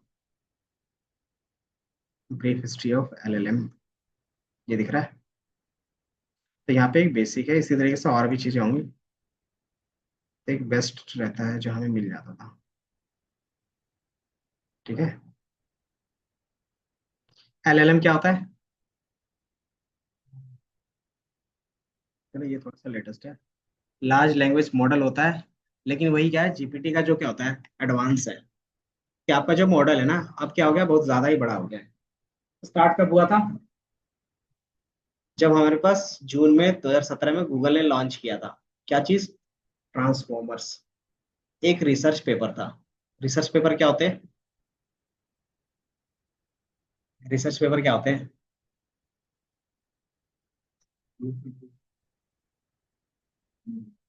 कि सिंपल है कि आप क्या करते हो, कोई ऐसा फील्ड था जिसके बारे में किसी को नॉलेज नहीं था। उसमें क्या हुआ कि चार पांच साइंटिस्ट थे, उन्होंने क्या किया, 2 साल 10 साल 15 साल अपने लगाए, उसमें से रिसर्च किया। रिसर्च के बेस पे कुछ कंक्लूजन आया। उस कंक्लूजन को क्या किया, उन्होंने पब्लिश कर दिया। पब्लिश मतलब सबको बताया कि इस तरीके से चीजें हैं, इस तरीके से करोगे, इस तरीके से भी आपको रिजल्ट मिलेगा। तो जैसे ये 2017 में पब्लिश हुआ जून में, तो सबको क्या हुआ कि पता चल गया कि किस तरीके से हम लोग इन चीजों का यूज कर सकते हैं। जो एआई था ना, उसका हम कैसे यूज कर सकते हैं, हार्डवेयर लो हार्डवेयर में भी। तो यहाँ पे हमारा ट्रांसफॉर्मर आया। देन अगेन 2018 में क्या हुआ कि जून में ही जीपीटी का यूज करना स्टार्ट कर दिया उन्होंने। और एक्चुअल में कब से आया था मार्केट में, तो 22 में आया, याद होगा, है ना। तो स्टार्ट हुआ था 2018 में, कितने साल लग गए, 4 साल लग गए उसको मार्केट में आने में। ठीक है। उन्होंने जीपीटी, और अक्टूबर में फिर क्या लॉन्च हुआ, वर्ड भी लॉन्च हुआ, है ना। अब ये दोनों लॉन्च हुए तो ये क्या थे, बेसिक लेवल पे सारा काम कर पा रहे थे। अब इसी चीज को फिर क्या आ गया, एडवांस करना स्टार्ट। तो जीपीटी 2 आया, मतलब उसी का एडवांस वर्जन आया जो जीपीटी था, 2019 फरवरी 2019 में आया।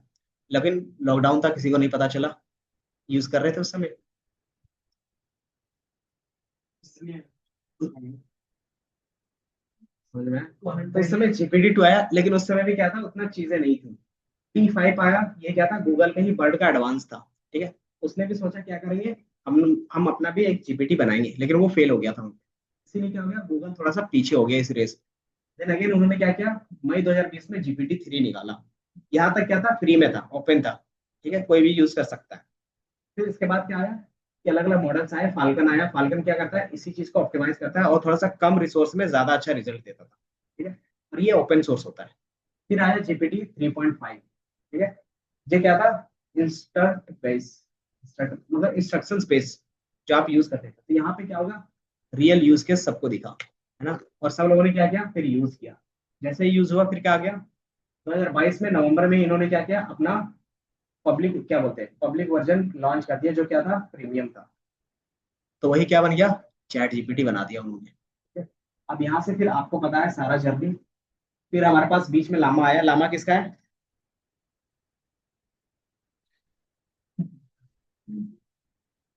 गूगल का तो ये है ना,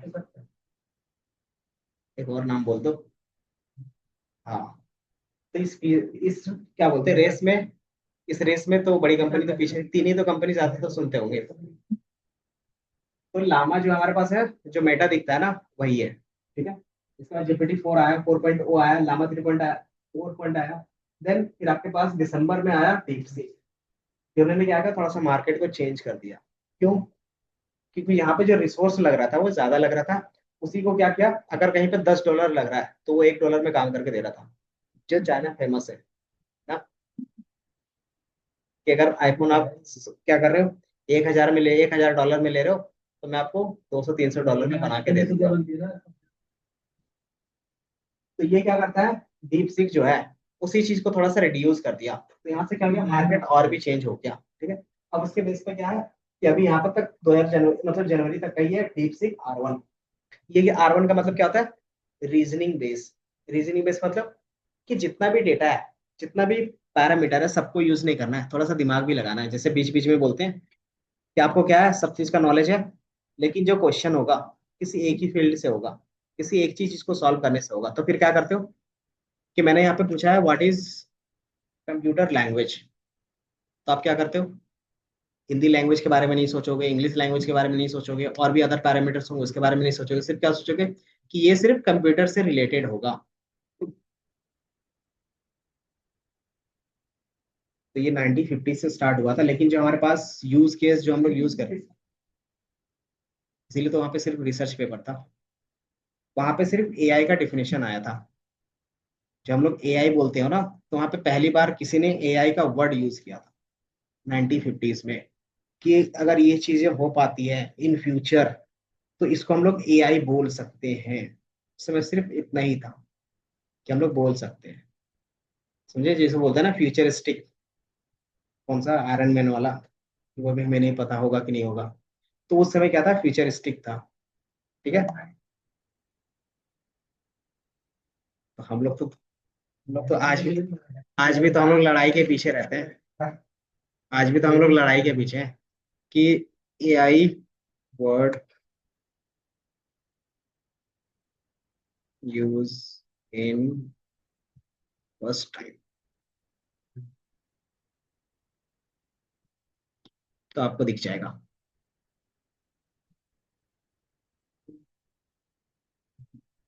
ये दिख रहा है। चलो ठीक है, 55 5 साल का छोटा हो गया। ये दिख रहा है, first use in 1955 by the computer scientist on the John McCarthy. ठीक है। इसने प्रपोजल दिया था कि इस तरीके से काम हो सकता है। साइंटिस्ट और रिसर्च जो करते हैं उसको पता होता है कि 10 साल बाद क्या चीज मुझे चाहिए, तो वो 10 साल पहले स्टार्ट करते हैं। तो ये सारा देख रहे होगे। तो ये कौन सी कंपनी, तो आईबीएम कंपनी से थे। क्योंकि जो बड़ी बड़ी कंपनी होती है ना, वो टेक वाली जो कंपनी होती है, वो टेक सेक्टर में 10 साल के बाद क्या होगा, वो रिसर्च साइंटिस्ट को हायर करके पहले ही करती है। बता उससे क्या बेनिफिट मिलता है, कि मार्केट में जो पहले आएगा पैसा वही छाप के निकलता है। सिंपल सा लॉजिक है। तो आपको पता होगा कि 10 साल क्या आने वाला है, हम आज से ही काम करें स्टार्ट, तो पहले ही हम ला सकते हैं। अगर पहले हमने ला दिया तो क्या होगा, कि वो पूरा मार्केट मेरा हो जाएगा, है ना। तो वही चीज करते हैं। हाँ, तो मतलब वहाँ पे स्टार्ट हुआ हुआ, लेकिन एक्चुअली यहाँ पे मतलब इतना समझ लो ना कि 1950s में हुआ था। ठीक है। 1950 से पहले क्या कर रहे थे, एक्सप्लोर कर रहे थे। देख रहे, साइबरनेटिक्स बोल रहे थे, तो ऑटोमाटा थ्योरी बोल रहे थे, अलग अलग चीजें बोल रहे थे। एलन ट्यून आप लोगों ने सुना होगा। एलन ट्यून कौन था? हम्म, इनिग्मा सुना है? हम्म, इनिग्मा मूवी भी आई है। है,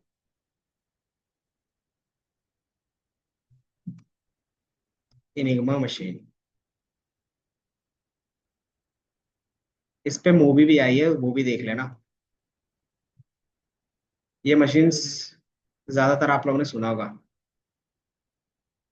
शॉपिंग में कहा गया, इमेज पे ये क्या दिख रहा है, टाइपराइटर की तरह दिख रहा है। लेकिन इसका काम सबसे ज्यादा बेनिफिट हुआ था यूएस को, यूएस और जर्मनी। अगर यूएस के पास ये नहीं होता तो जर्मनी इसको हरा के तुरंत निकल जाता। ये बेसिकली क्या था, तो जो भी हमारे पास कोड होता है उसको ट्रांसलेट कर देता था। जैसे एक जहाज से दूसरे जहाज में क्या होते थे, कोड भेजते थे कि हाँ इस जगह पे हमला करना है, इस तरीके से करना है ना। तो उसको क्या कर सकते थे, कोडिंग लैंग्वेज पे वो भेजते थे, मतलब ऐसा कि सामने वाले के पास वो फ्रीक्वेंसी कैच भी कर लेगा तो भी कुछ नहीं पता कर पाएगा, है ना। तो इन्होंने क्या बनाया था, एक इनिग्मा मशीन बनाया था, जो क्या करता था कि कहीं से भी अगर फ्रीक्वेंसी आ रही है उसका क्या मीनिंग होगा, ये ऑटोमेटिकली क्या करता था, फाइंड करके आपको बता देता था। समझ में आया। तो इससे क्या बेनिफिट हुआ,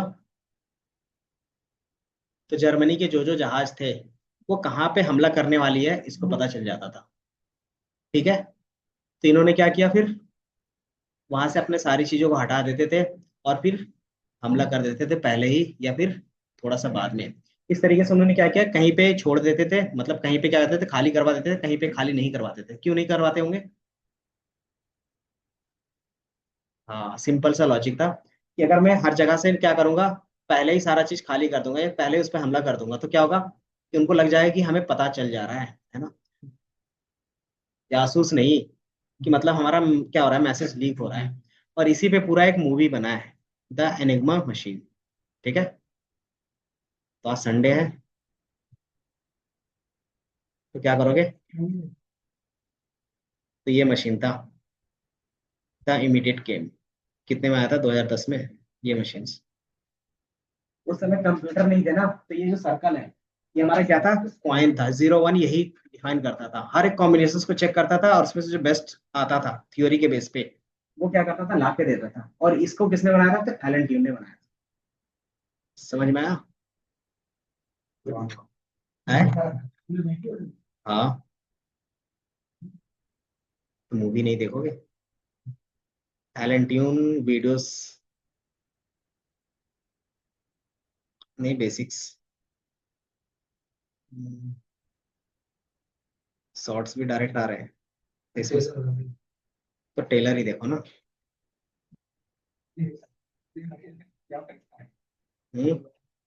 मूवीज के लिए टाइम लग जाएगा। 10 मिनट है क्या ये दिख रहा है, वर्ल्ड वॉर 2 का सीन। यही रिसर्च साइंटिस्ट होता है, इसको बुलाया जाता है, फिर ये मशीन्स इसी को इनकोडिंग करना रहता है कि इसमें जो मैसेज आएगा इसको इनकोड करके तुरंत बताना है। बहुत सारे बंदे हायर करते हैं लेकिन नहीं हो पाता। फिर ये क्या रहता है, प्रोफेसर रहता है एक।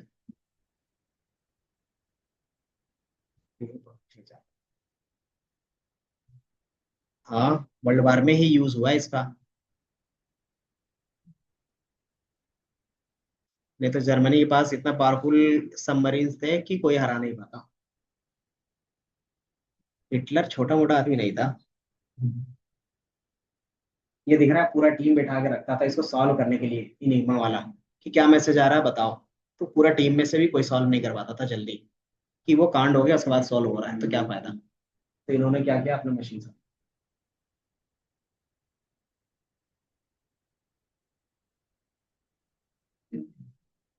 हिंदी में भी है।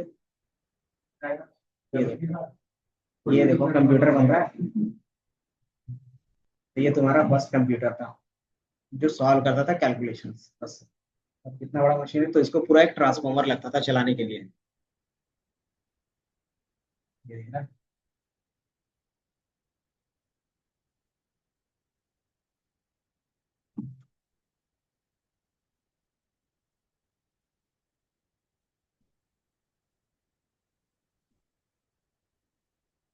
इसको भी 1 साल में नहीं मिला था, 2 3 साल लग गए थे इसको भी बनाने में।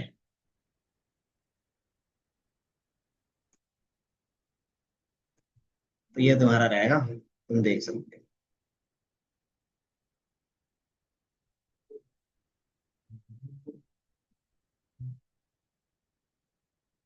तो कंप्यूटर एप्लीकेशन क्या हो गया बंटी जी।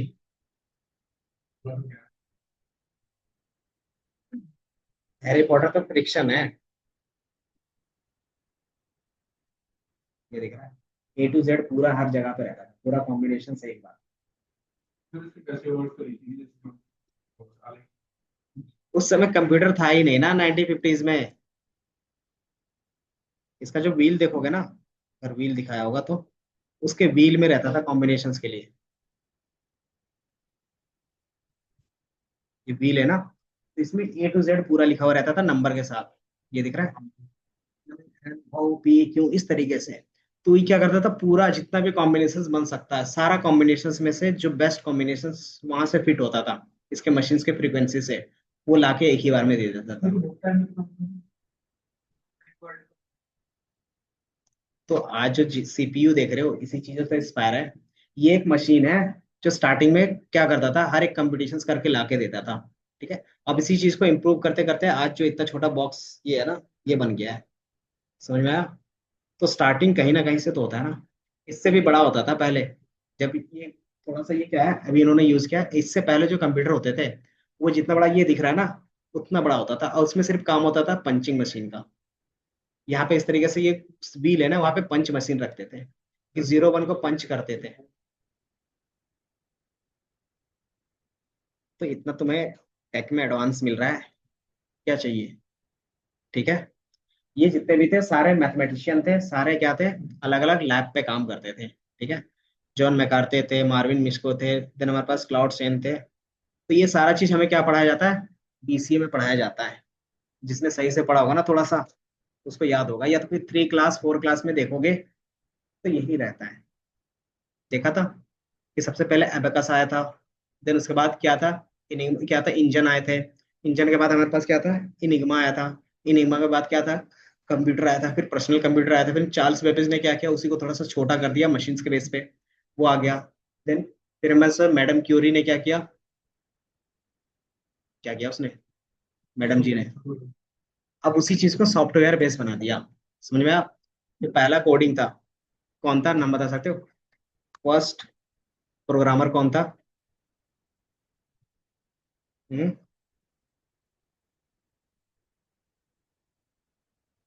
प्रोग्रामर दिखेगा, नाम भी था सही, एडा लव लेक। ठीक है, हाय। इसने क्या किया था, चार्ल्स बेबेज के साथ काम किया था, तो इसने सॉफ्टवेयर बनाया था, चार्ल्स बेबेज ने हार्डवेयर बनाया था। हाँ, और मदर इसको बोलते हैं। समझ में आया?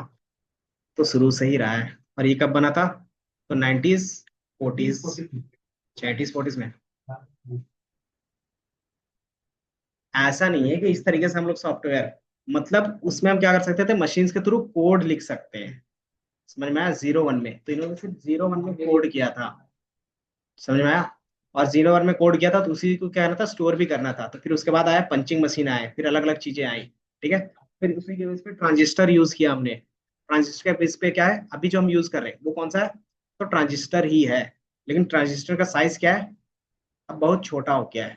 ठीक है, पहले जो ट्रांजिस्टर का साइज होता था, ये इतना बल्ब है ना, इतना बड़ा होता था। और अभी जो ट्रांजिस्टर का साइज है, एक CPU में क्या होता है, कितने ट्रांजिस्टर होते हैं, बिलियंस ऑफ रहते हैं। जो आप एक चिप देखते हो ना इतना छोटा, उसमें बिलियन ऑफ क्या होते हैं, ट्रांजिस्टर होते हैं। देखा ट्रांजिस्टर कैसा दिखता है, बताओ? है,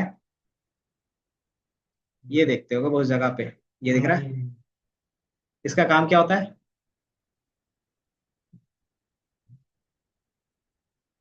क्या काम होता है?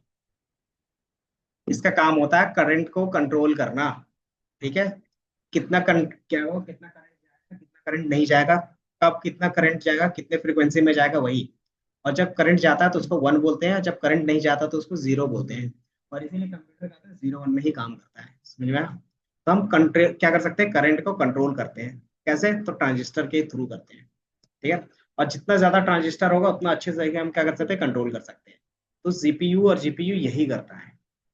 ठीक है, करंट को कंट्रोल करता है।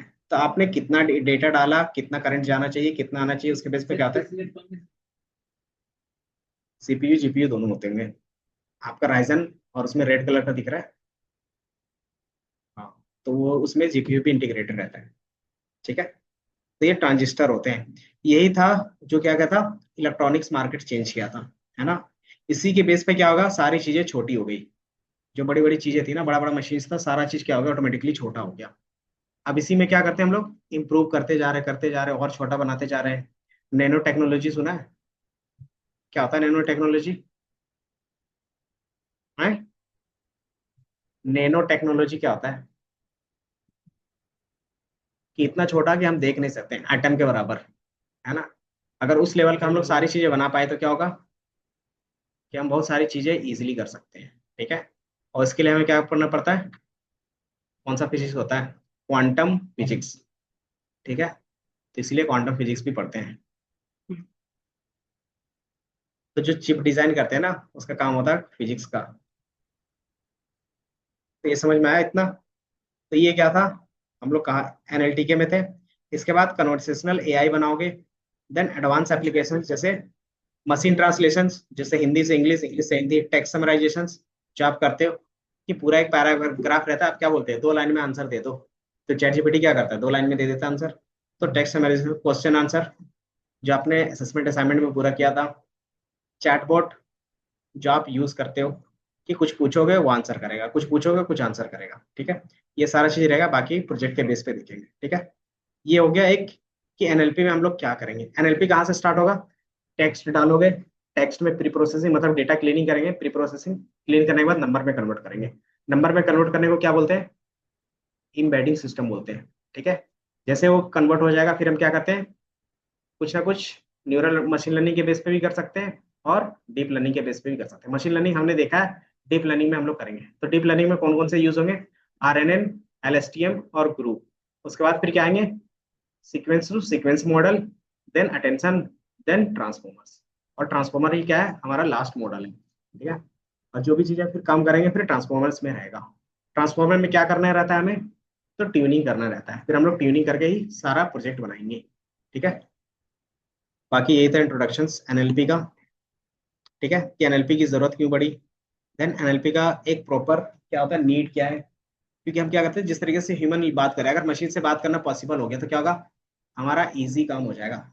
जैसे आपको डेटाबेस से डेटा लाना है और आपने बोला कि डेटाबेस से मुझे क्या करो कि बास्ट क्या करो, 5 बेस्ट एम्प्लॉयज निकाल के दे दो। इस तरीके से आपने इंग्लिश में लिख दिया। वो क्या करेगा, एनएलपी का यूज करेगा और क्या करेगा, 5 बेस्ट एम्प्लॉयज फाइंड करके दे देगा। तो उससे क्या हुआ कि आपको क्वेरी याद रखने की जरूरत नहीं पड़ी, है ना? तो इसी तरीके से हम क्या करते हैं, पाइथन में लिखते हैं कि generate the prime number code. तो ये क्या करता है, पूरा प्रॉपर कोड जनरेट करके दे देता है। तो ये बेनिफिट हुआ। तो ये क्या था, पहले पॉसिबल नहीं था। तो अभी जो हमारा रियल वर्ल्ड में होता है, what is the new programming language? Real world में सबसे क्या बोलते हैं, लेटेस्ट और सबसे ज्यादा चलने वाला प्रोग्रामिंग लैंग्वेज कौन सा है? English. English. English is a new programming language in computer science. कि जिसको इंग्लिश सही से आता है वो कोई भी कोड कर सकता है। देखा है ना? तो समझ जाओ। तो आपको बेसिक कोडिंग लैंग्वेज भी अभी आनी चाहिए, क्योंकि अभी हम लोग उतना एडवांस नहीं हुए हैं। ठीक है। देन न्यू लैंग्वेज क्यों है? क्योंकि जिसको नहीं भी आता है वो भी कोड कर सकता है। कैसे? चैट जीपीटी में प्रॉम्प्ट पास करेगा, कोड जनरेट होगा, उसको रन कर देगा, बन गया प्रोजेक्ट। हम्म। जो का ये था ना कि जैसे गूगल क्या था, कि गूगल को सब बायकॉट कर रहे थे, क्यों? क्योंकि वो सब बोल रहे थे कि हमारा डेटा चोरी कर रहा है वो, है ना? तो इसीलिए क्या था कि जो ने क्या बोला कि हम लोग खुद का अपना बनाएंगे। तो उन्होंने अपना खुद का ब्राउजर बनाया, खुद का सारी चीजें बना रहा है, इसीलिए क्या था, ट्रेंड में था अभी। तो उसका भी यूज कर सकते हो। ठीक है। वो तो धीरे धीरे आएगा ना, लेकिन यूज हम करेंगे तब ना। रियल वर्ल्ड एप्लीकेशंस आपको दिख जाएगा, कॉन्टेक्चुअल एडवर्टाइजमेंट। जैसे अब क्या होता है, जितने भी चीजें होती हैं, अब आपको स्पेसिफाई नहीं करना पड़ता कि जो चीज आप देख रहे हो उसी की बेस पे आपको ऐड दिखने लगेगा। आप क्या देख रहे हो कि ज्यादा टेक्नोलॉजी वाले मूवीज देखते हो तो आपको सिर्फ टेक्नोलॉजी वाले मूवीज ही दिखेगा। अगर आप क्या करते हो, साउथ वाली मूवी देखते हो, तो ज्यादातर फिर आपको साउथ वाली मूवीज ही रिकमेंड करने लगेगा। तो ये क्या होता है, कॉन्टेक्स्ट बेस चीजें के लिए होता है। एंड देन आप क्या करते हो, अगर शूज सर्च करते हो तो ऑटोमेटिकली जो ऐड आने लगेंगे वो शूज के आने लगेंगे। तो क्या होता है, कॉन्टेक्स्ट बेस एडवर्टाइज करना ईजी हो गया आजकल। दूसरा, ईमेल क्लाइंट, कि आप क्या करते हैं, स्पैम है, हैम है, वो फिल्टर हो जाता है ऑटोमेटिकली। उससे क्या था कि आपका टाइम बच जाता है। तीसरा, आप देखोगे सोशल मीडिया। सोशल मीडिया में अगर कोई भी कंटेंट अपलोड करता है, मान लो एडल्ट कंटेंट आपने अपलोड कर दिया यूट्यूब में, तो ऑटोमेटिकली क्या होता है, हट जाता है। तो उसको कैसे पता चलता है, वो क्या चेक करते रहता है, तो क्या है, बिलियंस ऑफ क्रिएटर्स हैं, सबका तो वो चेक नहीं करेगा, तो सब क्या है, ऑटोमेशन पे, एआई के बेस पे। अगर उसको कहीं पे भी लगेगा कि एडल्ट कंटेंट है तो वो हटा देगा। दूसरा, कॉपी कंटेंट, याद है कि जैसे आप अपलोड करोगे तो विद इन 2-3 आवर्स के अंदर क्या होगा, कॉपीराइट आ जाएगा कि वो किसी का ऑफिशियल होगा, उससे क्या करेगा, फैच करेगा, मतलब वो डायरेक्टली रहता है एआई के बेस पे, और तुरंत क्या करेगा, आपका ब्लॉक कर देगा, है ना। तो 2-3 वीक के लिए फिर ब्लॉक हो जाता है। सर्च इंजन, जैसे आप क्या कर रहे हो, कुछ भी सर्च कर रहे हैं यहाँ पे, तो सबसे पहले आप देखोगे सारा चीज क्या हो रहा है, हमारे बेस पे आ रहा है। दूसरा, इसमें क्या है कि पहले एआई आंसर कर रहा है कि मुझे अलग अलग वेबसाइट में ना जाना पड़े। ठीक है, तो मैंने यहीं पे क्या किया, अभी तक मैंने जितने भी चीजें आपको दिखाई, मैं किसी भी वेबसाइट पे गया, किसी के दूसरे के, डायरेक्ट यहाँ पे आ गया, तो इससे क्या होगा, यूजर एक्सपीरियंस अच्छा हो गया। तो आप क्या करोगे, चैट जीपीटी में अब नहीं जाओगे, आप क्या करोगे, सिंपली गूगल ही यूज करोगे। तो ये एक बेनिफिट हुआ। तो ये क्या कर रहा है, सिर्फ आपका टाइम बचा रहा है। एआई क्या करता है, सिर्फ टाइम बचाता है आपके बिहाफ में, वो काम कर देता है, जिससे क्या होगा, स्पीड मिलता है आपको। ठीक है। आप बोलोगे एआई हमारा काम कर सकता है, तो हमारा काम एआई नहीं कर सकता। हमारे काम को क्या करेगा, टाइम रिड्यूस करके दे देगा। कि मान लो मैंने क्या किया, मुझे एलन के बेस पे सर्च करना था, या फिर मुझे क्या करना था, फर्स्ट टाइम एआई किसने यूज किया था वो बताना था, तो मैंने अपना खुद काम किया। लेकिन अगर मैं मैनुअली सर्च करता एक एक करके तो क्या था, टाइम लगता। वही चीज एआई ने क्या किया, मेरे लिए एक ही बार में ला के दे दिया। तो हमारा क्या हो गया, वो टाइम बचा दिया। अब टाइम बचाने से क्या मिलता है हमें, टाइम बच गया तो क्या मिलेगा उससे, और फिर हम क्या करेंगे, टाइम पास करेंगे, है ना। ये होता है ना, कि जैसे रात क्या बोले 10 बज गया, अब देखते हो कि मेरा 2 जीबी पूरा बचा हुआ है, तो फिर क्या करते हैं हम, कि 2 जीबी कहीं बर्बाद ना हो जाए। हाँ, 2 जीबी कहीं बर्बाद ना हो जाए, तो हम डाउनलोड में लगा देते हैं, या तो खत्म कर देते हैं, है ना। लेकिन ये नहीं देगा कि मेरा 2 घंटा बर्बाद हो गया। समझ में गया। तो ये रहता है। ठीक है। तो अलग अलग चीजें हम क्या करते हैं इसमें यूज करते हैं, जैसे इन्होंने एग्जांपल दिया है टेक्स्ट मॉडलिंग का, टेक्स्ट समराइजेशन का, तो ये सारा चीज हम क्या करेंगे, एक एक करके देखेंगे। ठीक है। Approach to solve the, machine learning के थ्रू करते थे। देन हम क्या करते हैं, अलग अलग आपके पास अप्रोच होंगे, एमएल के बेस पे और डीएल के बेस पे। तो अभी हम लोग जो करेंगे वो डीएल के बेस पे होगा। ठीक है। डीएल का स्टार्ट कब हुआ था, 2010 के बाद से वो स्टार्ट हुआ था, 2010 में मशीन लर्निंग के बेस पे चल रहा था। देन फिर हमारे पास कॉमन आर्किटेक्चर आया 2017 या नहीं, 2014 में आया था आरएनएन का कॉन्सेप्ट। देन एलएसटीएम ग्रू ये आया। सीएनएन का कॉन्सेप्ट आपका आया था 98 में आया था, उसी के बेस पे चल रहा था। ठीक है। अब इसी अप्रोच का हमने क्या किया, यूज किया। फिर 2017 में क्या आ गया, एक नया आया जिसको ट्रांसफॉर्मर्स बोलते हैं, और इन्होंने क्या किया, एनएलपी को पूरी तरीके से चेंज कर दिया, है ना। पूरी तरीके से चेंज हो गया तो क्या होगा, कि अब हम लोग इसी का यूज करते हैं। अभी भी चैलेंजेस क्या है, अभी भी एआई यूज कर रहे हैं, तो चैलेंज क्या है, मतलब क्या है जो आप एआई के बेस पे भी सॉल्व नहीं कर पा रहे। पहला, एम्बिग्विटी। एम्बिग्विटी का मतलब क्या होता था, कि एक ही वर्ड का दो जगह पे मीनिंग होता है। तो कहीं कहीं पे हमने पूरा नहीं लिखा, सिर्फ मैंने लिखा ब्लड, या फिर मैंने लिखा बैंक, तो वो क्या आंसर करेगा, कुछ भी आंसर कर सकता है बैंक के बेस पे। और जो ज्यादातर उसके पास कॉन्टेक्स्ट होगा, जैसे आप क्या कर रहे हो, कहीं पे बैंक में काम कर रहे हो, तो समझ जाओ कि आप बैंक सिर्फ बोला है तो मतलब ये चीजें के बारे में। जैसे एक बंदा आ गया, वो क्या करता है, कहीं का मैनेजर है बैंक का, तो मैंने बोला कि बताओ बैंक में कैसे रखना है, तो वो समझ जाएगा कि पैसे रखना होगा, है ना। लेकिन इसको कैसे समझ में आएगा, मशीन को कैसे समझ में आएगा कि मैंने रखना है कि पैसे रखना है, या फिर मुझे कहना है बैंक में रखना है, तो इसको नहीं समझ में आएगा। तो हमें इसे बताना पड़ता है ना, कि क्या ब्लड बैंक है, कि खून रखना है, पैसे रखना है, या फिर नदी के किनारे क्या रखते हैं। तो ये चीजें क्या होगी, वो कॉन्टेक्स्ट एम्बिग्विटी के बेस पे हमेशा क्या करेगा, गलत चीजें होंगी। दूसरा, मुहावरा, जैसे बोलते हैं ना, भैंस के आगे बीन बजाना, तो आपको समझ में आ जाएगा कि इसका मतलब क्या है, कि ये मुझे बेकार बोल रहा है, कि इसको कुछ नहीं समझ में आ रहा कितना भी बता दो।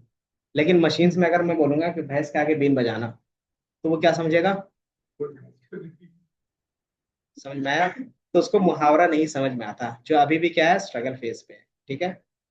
तो ये चीजें होती हैं, सिनोनिम्स के बेस पे होता है कि मैंने बोला क्या चीज, अगर हम खुश रहते तो क्या बोलते हैं, हैप्पी, एक्साइटेड। दोनों का मीनिंग क्या होता है, सेम होता है। लेकिन मशीन्स क्या होगा, अगर उसका मीनिंग पहले से उसका नहीं पता है तो वो दोनों का अलग अलग समझेगा, कि हैप्पी अलग होता है, एक्साइटेड अलग होता है। ठीक है। तो ये अभी भी क्या है, डिफिकल्टी है। तीसरा, स्पेलिंग एरर, कि अगर स्पेलिंग एरर आपने सही से नहीं यूज किया है तो क्या होगा, कि मान लो आपने क्या किया, टी बोला, है ना, जैसे एक ही वर्ड होता है ना, अगर गलती से आपने दूसरा लिख दिया तो उसको करेक्ट समझ लेगा, है ना, तो वो क्या करेगा, उसके बेस पर आंसर करने लगेगा। लेकिन आप क्या कर रहे हो, दूसरा चीज। और भी क्या चीजें हैं, जैसे सरकाइजम, है ना, जैसे बोलते हैं ना, सेम चीज बोलते हैं, ठीक है, समझ गया कि तुम पढ़ लोगे। इसका मतलब क्या हो गया, इसका मतलब वो समझेगा कि हाँ, कि ये बंदा पढ़ लेगा। लेकिन जब हम लोग क्या करते हैं, सामने देखते हैं, इसका मतलब क्या है, टॉन्ट मार रहा है कि तुम नहीं पढ़ पाओगे, है ना। तो ये मशीन्स अभी भी नहीं समझ। तो ये अभी भी क्या है, डिफिकल्टी है। क्रिएटिविटी, मतलब जो चीजें उसके पास पुरानी चीजें हैं सीखने वाली, उसी के बेस पे क्या करता है, आपको आंसर करता है। तो क्रिएटिविटी इसके अंदर नहीं है, हमें खुद से क्या करना होता है, ऐड ऑन करना पड़ता है। ठीक है। तो ये रहता है। And last, diversity. डाइवर्सिटी का मतलब क्या होता है, अगर मैं अभी चला गया कोलकाता, तो वहां पे कौन से लैंग्वेज बोलेगा, बंगाली। अब मान लो बंगाली के बेस पे हमारा चैट जीपीटी ट्रेंड नहीं है, तो कुछ कर पाएगा वो, वहां पे कोई काम का नहीं रहा, टेक्नोलॉजी, है ना। तो वहीं पे चलेगा वो वर्ड। तो ये क्या रहता है, अभी भी हमारे पास क्या है, वैरायटी इतना ज्यादा है कि हम लोग हर एक वैरायटी को नहीं कर सकते। जैसे हिंदी, इंग्लिश हो सकता है ये, और जो पॉपुलर लैंग्वेज है उसी को क्या करेगा समझे, जैसे मराठी हो गया, बंगाली हो गया, उड़िया हो गया, ये समझ सकता है। अगर मैंने बोला संथाली, आप ये इसको समझ में आएगा, क्योंकि संथाली के बेस पे क्या होता है कि उतने लोग बात नहीं करते, उतना डेटा भी नहीं है हमारे मार्केट में, तो क्या होगा, वो चीज़ नहीं दिखेगा। तो अभी भी क्या है हमारे पास, डाइवर्सिटी के बेस पे कोई भी ऐसा एआई नहीं है ना। तो ये चीजें क्या है, कुछ अभी भी हमारे पास लिमिटेशंस है। लेकिन जितना भी है, हम लोग खुश हैं, जितना भी अभी एआई है ना। अब इसके बेस पे हम लोग एक एक करके इम्प्रूव करेंगे, देन फिर हम लोग आरएनएन का देखेंगे, ठीक है, नेक्स्ट क्लास में। बाकी ये सारा चीज आपके साथ शेयर भी होगा, शेयर नहीं है, ठीक है, मैं कर देता हूँ। तो आज का स्टोरी रहा,